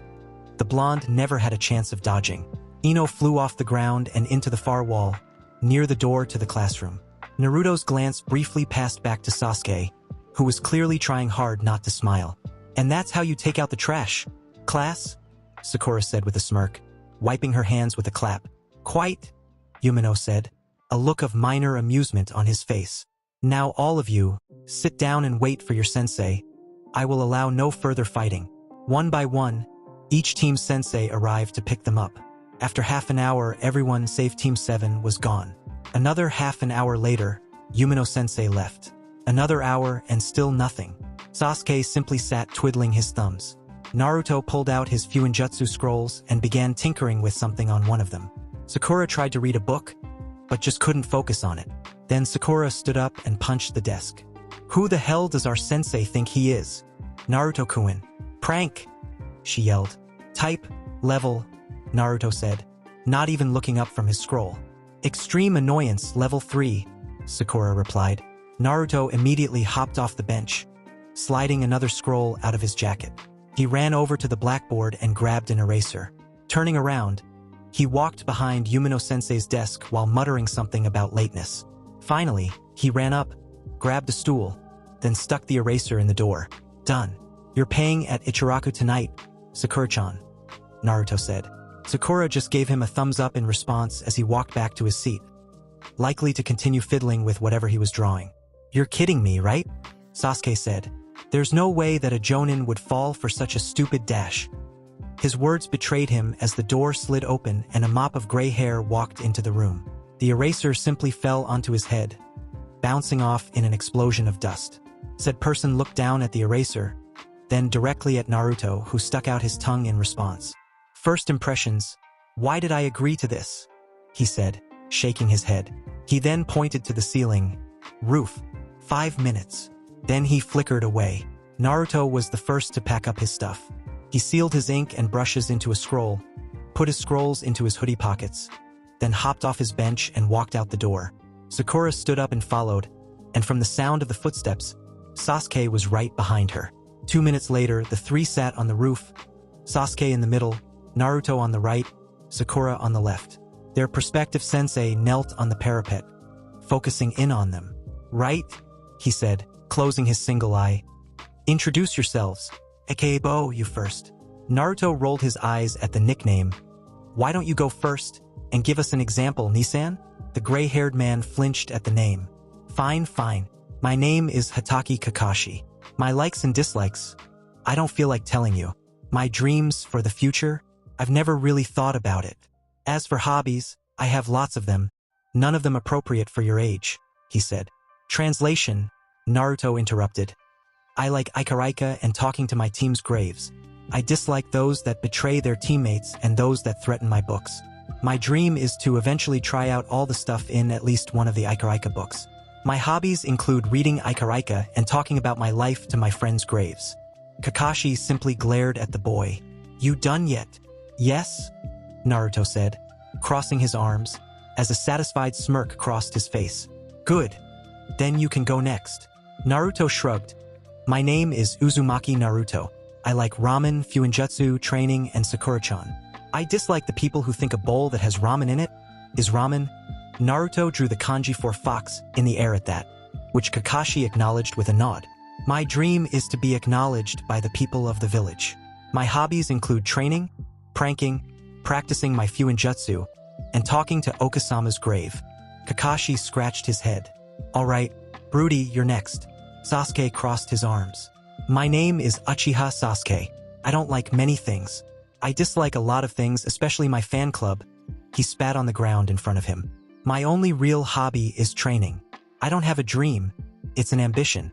I'll revive my clan. and introduce a certain man's heart to the pointed end of a sword. Remember Sasuke? Naruto said. But not until Naruto gets some information out of him, Sasuke finished. It won't affect my mission performance, sensei. Right? Kakashi said, scratching his head harder than before. Sakura sighed internally. Naruto had probably put itching powder in that eraser. Bubblegum, Kakashi called.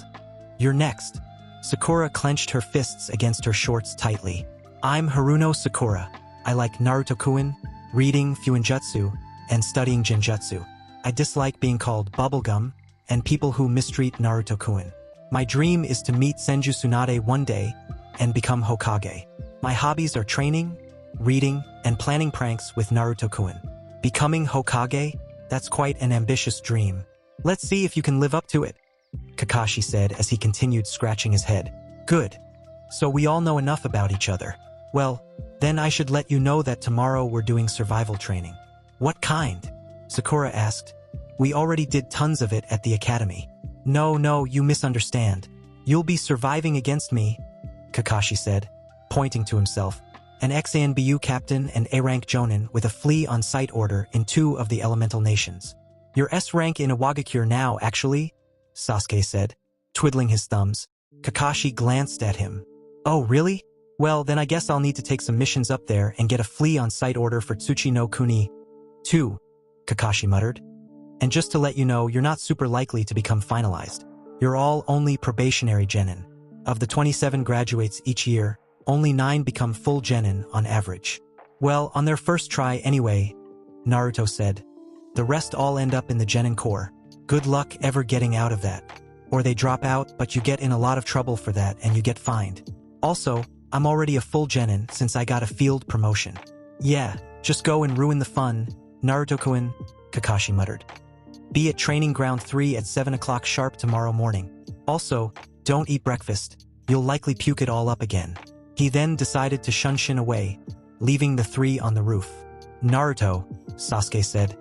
With you yelling out how you got field promoted constantly, you know you're likely to be in the bingo books by the end of the week, right? I would have gotten in there sooner or later anyway. I'm an Uzumaki and... Well, you'll find out when we pass, Naruto said before running and jumping off the building, running down the side of it and into the road. Sakura shook her head. Naruto-kun would never learn to act normal. Since he's gone now, Sasuke said. Would you mind telling me what exactly he's been working on? All I can see on his scroll is a manji with a bunch of lines around it. I would mind, actually, Sakura said, walking over to the stairs. See you tomorrow, Uchiha-san. Naruto completely ignored the suggestion to not eat breakfast, and even brought dumplings for the others if they decided to not ignore it. He'd spent the previous night combing over Training Ground 3 for any extra areas he may have missed in his usual trips there, and setting up seal traps. There was no way he was not eating breakfast. Upon arriving at the training ground, Naruto walked out into the middle of the field and bit his thumb to draw some blood. Flipping through the hand seals, he slammed it down to the ground. Ninpo, Kuchios no Jutsu. A puff of smoke went up from the ground, and a small orange toad appeared from it. Yo, Naruto-san, the toad called. What's up? Hey, Gamakichi, Naruto replied. I was just practicing my summoning. I figured that once I learned a basic Raitun Jutsu, I could have one of you guys shoot some water at an opponent. Could make it a bit more shocking. Gamakichi palmed his face at the bad pun. I really hope you have a minor Suetun affinity at least. It's really helpful, Gamakichi said. Though my time is about up. Good luck, Naruto. And have candy next time. The small orange toad then disappeared once again in a puff of smoke. Sighing, Naruto laid down on his stomach, under the shade of one of the trees, and pulled out the scroll with first ever seal commission. As a registered seal master, he was allowed to take these requests as if they were missions, but receiving one so quickly after becoming a genin, Sandaimjiji had to have given it directly. There was no other way it could have happened so soon. And what it was unreal. Naruto had no clue what it was, only that it was a powerful Juinjutsu, resembling an old Uzumaki seal that he'd seen. Juinjutsu was Naruto's weakest area. He still understood it quite well, but it had many more delicate parts than standard seals that he'd messed with in the past. The seal was so intricate that even after a week, he hadn't been able to decode any of it, which was, of course, a problem. He needed to find out which parts of the seal represented what. It was even worse that it was a compressed seal and not the full thing. Unfortunately, the commission had very little information on the workings of the Juinjutsu. Hence, why he sat here, scanning over the scroll with the full seal inscribed on it. On the surface, it wasn't complicated, a counterclockwise manji with 2 lines on either side of it. But hidden within the manji were many small components, and the lines also seemed to hide their own foci. After studying it for nearly an hour, during which time he heard his prospective teammates arrive, he found a small receptacle component hidden in the trailing arm of the heaven piece of the manji. It was obvious that it was supposed to react to something, but he couldn't tell precisely what. It was exactly what he'd been looking for. This piece followed thin connectors up the arm of the manji into a small point at the junction of the heaven and light arms. Cleverly hidden there was a small focus. He'd need his other tools if he wanted to take a closer look at that one in specific, as it was too small to focus on right now. But it was progress. So, that's what you're working on, Sasuke said, looking down at the scroll. I wouldn't bother, personally. No one's ever been able to decode that. Unless you plan on breaking into the Hyuga clan vaults to find the full version. Good luck with that. I don't even know what it's used for, Naruto replied, glancing up at him. It would be more helpful, Sakura said, crouching down next to him. If we knew where it went on a person's body, that way, you could figure out what each function does once you do find something. It goes on the face. The center of the manji is lined up the middle of the forehead, Sasuke said. If that helps. Naruto smiled at that bit of info. But, as he finished scratching down his notes on his other scroll, Kakashi walked onto the field. Sensei, Sakura yelled, pointing at him. You're 3 hours late. Sorry, Kakashi said, scratching his head. A black cat crossed my path, so I had to take the long way around. Translation. I've been sitting in the trees for the past 4 hours to see if you'd notice me. None of you did, Naruto said while resealing his brushes and ink. Well, Naruto, that's not entirely true.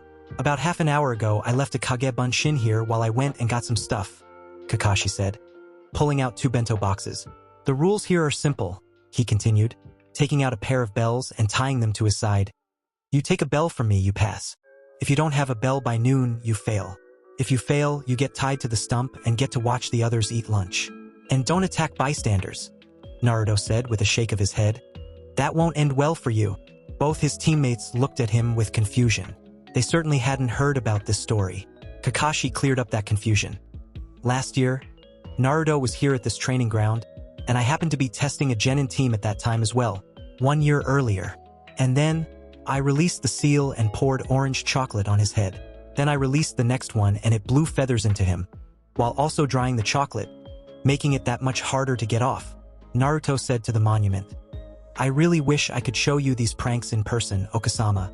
I hope you can see them from the Pure Land. Naruto stood up and walked a little way into the field. Get out of my way, brat! A loud voice called. Naruto turned but too late, as another kid came barreling into him. The kid was back on his feet before Naruto had properly gotten his bearings.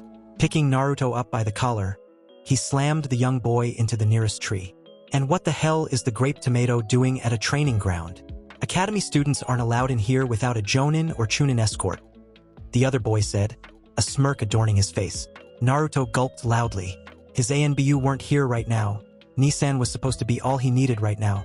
He didn't like them watching his conversations with the memorial stone. 2 more boys came out of the woods and settled in behind him. Who's this? The one on the left said. Intruder on the test. He's not allowed to be here, so I'm gonna teach him a lesson in following rules, the main one said. His smirk got wider as he withdrew a kunai from his inro. Satoshi-san, I think that's a bad idea. The one on the right said.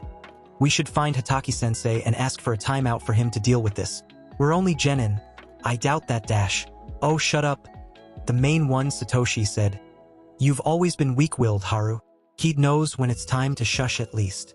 He placed the kunai against Naruto's jacket. Then a loud crash rang out and dust went up all around them. When the dust cleared, Kakashi was standing there, his single eye ablaze with fury. Naruto-kun, are you okay? He asked slowly. Naruto nodded rapidly. His eye lightened for a second, before the darkness returned in full force as he looked at the 3 trying to stand up. All 3 of you fail, Kakashi said.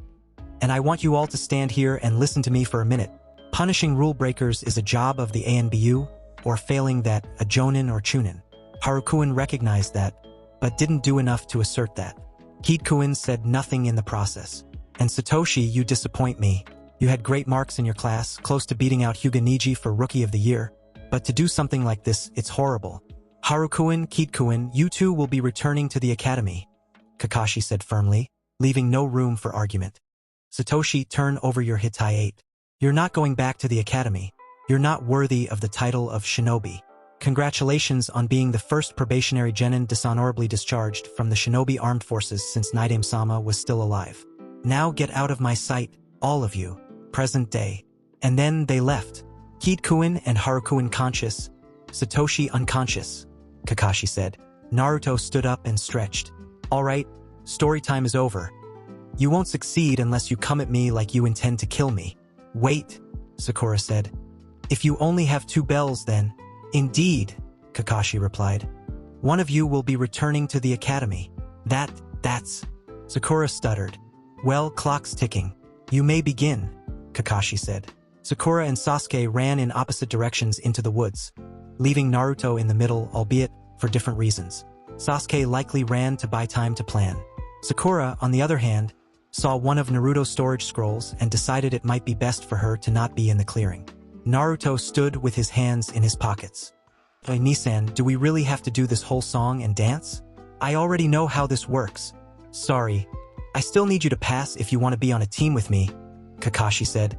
Now, will you engage me or not? Naruto nodded and placed his hands in the Hitsuji seal. Kai! He yelled. Immediately, for trees lit up with storage seals. 2 of them fired kunai, 1 fired shuriken, and 1 shot wire string. Kakashi's visible eye widened as he jumped in the air to dodge it. Exactly as planned. Naruto looked dead at Kakashi and grinned wildly, before golden chains shot from his jacket and straight at Kakashi. Kakashi looked panicked for a second, before vanishing in a puff of smoke. Naruto's chains wrapped around a log. Damn, forgot about Kawarimi. Of course he knows it. Sensing the man coming up behind him, Naruto directed more chains to shoot out of his back, and the man dispelled. Crap, Kage Bunshin. He's not going as easy on me as he is the others. Once again he sensed Kakashi, this time from below him. The boy jumped into the air, retracting all his chains. As he went into the air, a pair of hands shot from the ground, just missing his feet. Flipping through his hand seals, he saw a chance. Futon, de Tapa, he called, taking a deep breath and blowing, sending out gale force winds straight into the ground. Out of the woods, Sasuke shot forward, his hands flying through his own hand signs. Katan, Gokaki no Jutsu, the boy called, sending a large stream of fire into the harsh wind, expanding the fire rapidly. With the ripping apart of the earth by the wind, and the fire expanding rapidly, Naruto was sure they did at least something against Kakashi. After the fire finally died down, Naruto and Sasuke walked to the crater, with Sakura following moments later. Sasuke was the one that leaned forward to look into the crater, trying to see if he'd cooked another Konoha shinobi. A rush of footsteps proved to be his downfall. Pay attention, Uchiha Kuin, Kakashi yelled, running up with his hands in the tiger seal. Konohagakur Haiden Taijutsu Oji, he called. Kakashi was on the Sharingan-activated boy before he could dodge, before lodging his fingers firmly in the unsuspecting boy's anus. Sennin Goroshi, the man called, sending Sasuke flying with a small burst of chakra. Both Naruto and Sakura blushed at that move, before Naruto made a half Hitsuji seal with his left hand. Thanks for standing still, Nichan. Kai, he called, before an array activated at Kakashi's feet. Crap, Kakashi said, before Naruto wrapped more chains around him.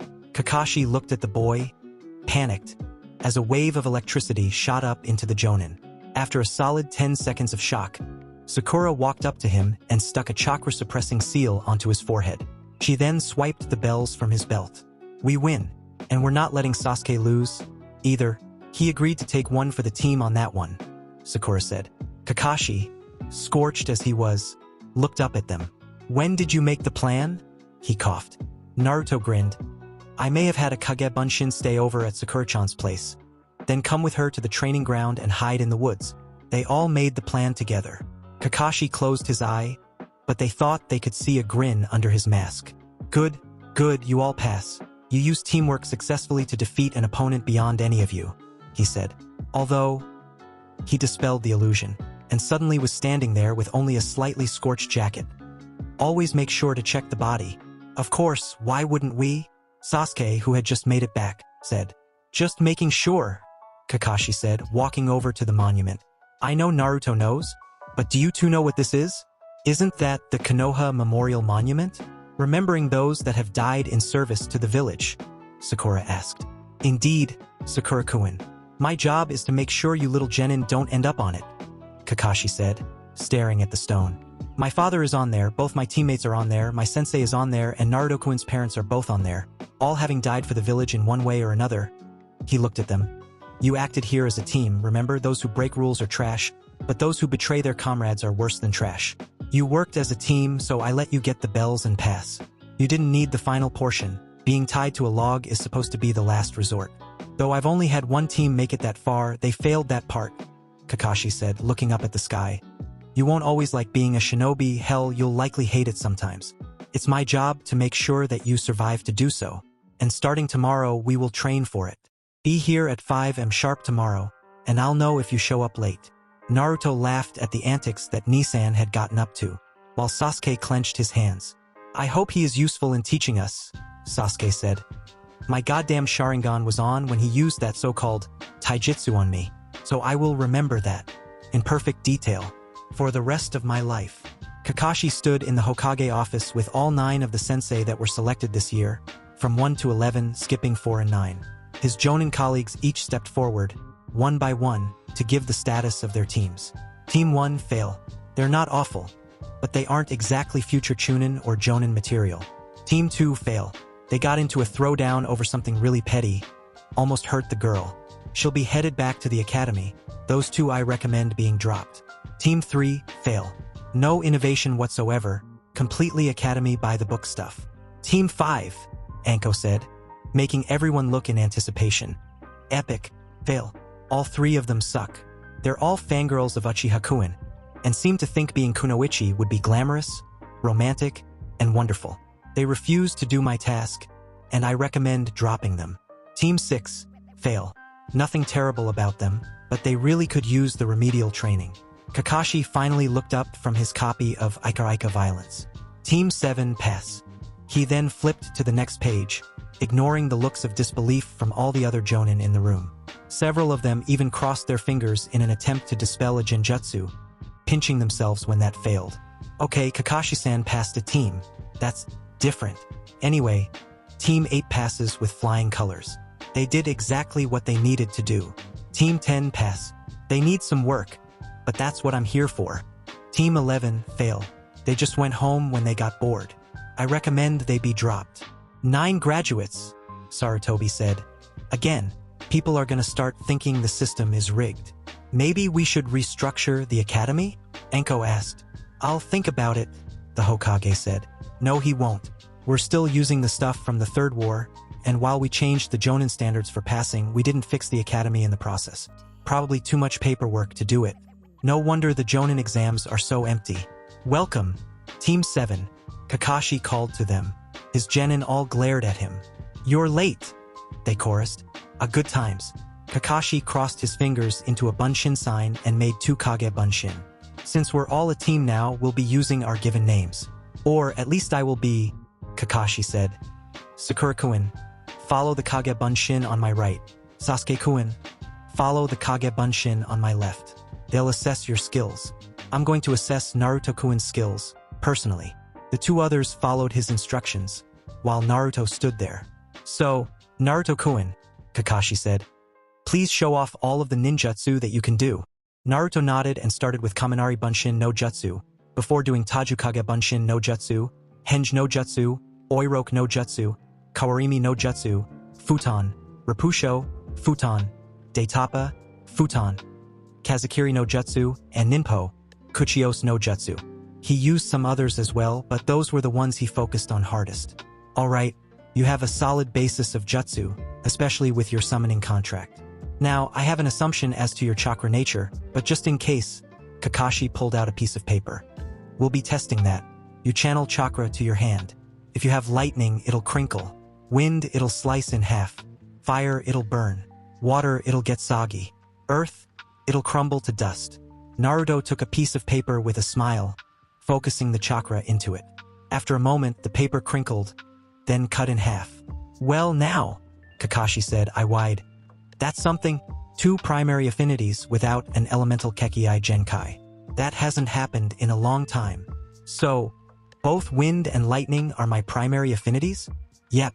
Now, focus both those away from it. If there is anything else, channel that. Naruto did so, and the paper became wet and soggy. Oh my, it seems all of you have that similarity, Kakashi said, as the other 2 came running back over. Nisan, what do you mean? Naruto asked. Naruto, you have a primary affinity for both wind and lightning. Sasuke, you have lightning and fire. Sakura, you have earth and water, Kakashi said. Only Naruto has a secondary affinity, that being water. He shook his head. This is huge. While none of you were born with Kekii Genkai, you could all potentially make your own. Make our own Kekii Genkai? Sasuke said. Look down at the ground in contemplation. The potential of that was enormous. All the clans with elemental Kekii Genkai were created by one individual lucky enough to have 2 affinities and merge them into one, before passing that on to their children. Something I want to test though, Sakura-kun. The girl looked up at Kakashi. Focus water in one hand, earth in the other, place them in the Mi-seal, and pulse some Yang-type chakra through it, if you can, Kakashi said. Sakura did as he said, visibly straining, as sweat poured down her face. Eventually, she fell back with the seal released, and Naruto ran to catch her. He grabbed her and lowered her to the ground, a look of exhaustion on her face as he did so. Thank the sage, Kakashi thought, the grass just got a bit greener. Her chakra control is fine enough that she can combine the elements, but it takes too much effort to do so for it to be a natural Kekii Genkai, or even much potential to become one. Kakashi was going to count that as a win.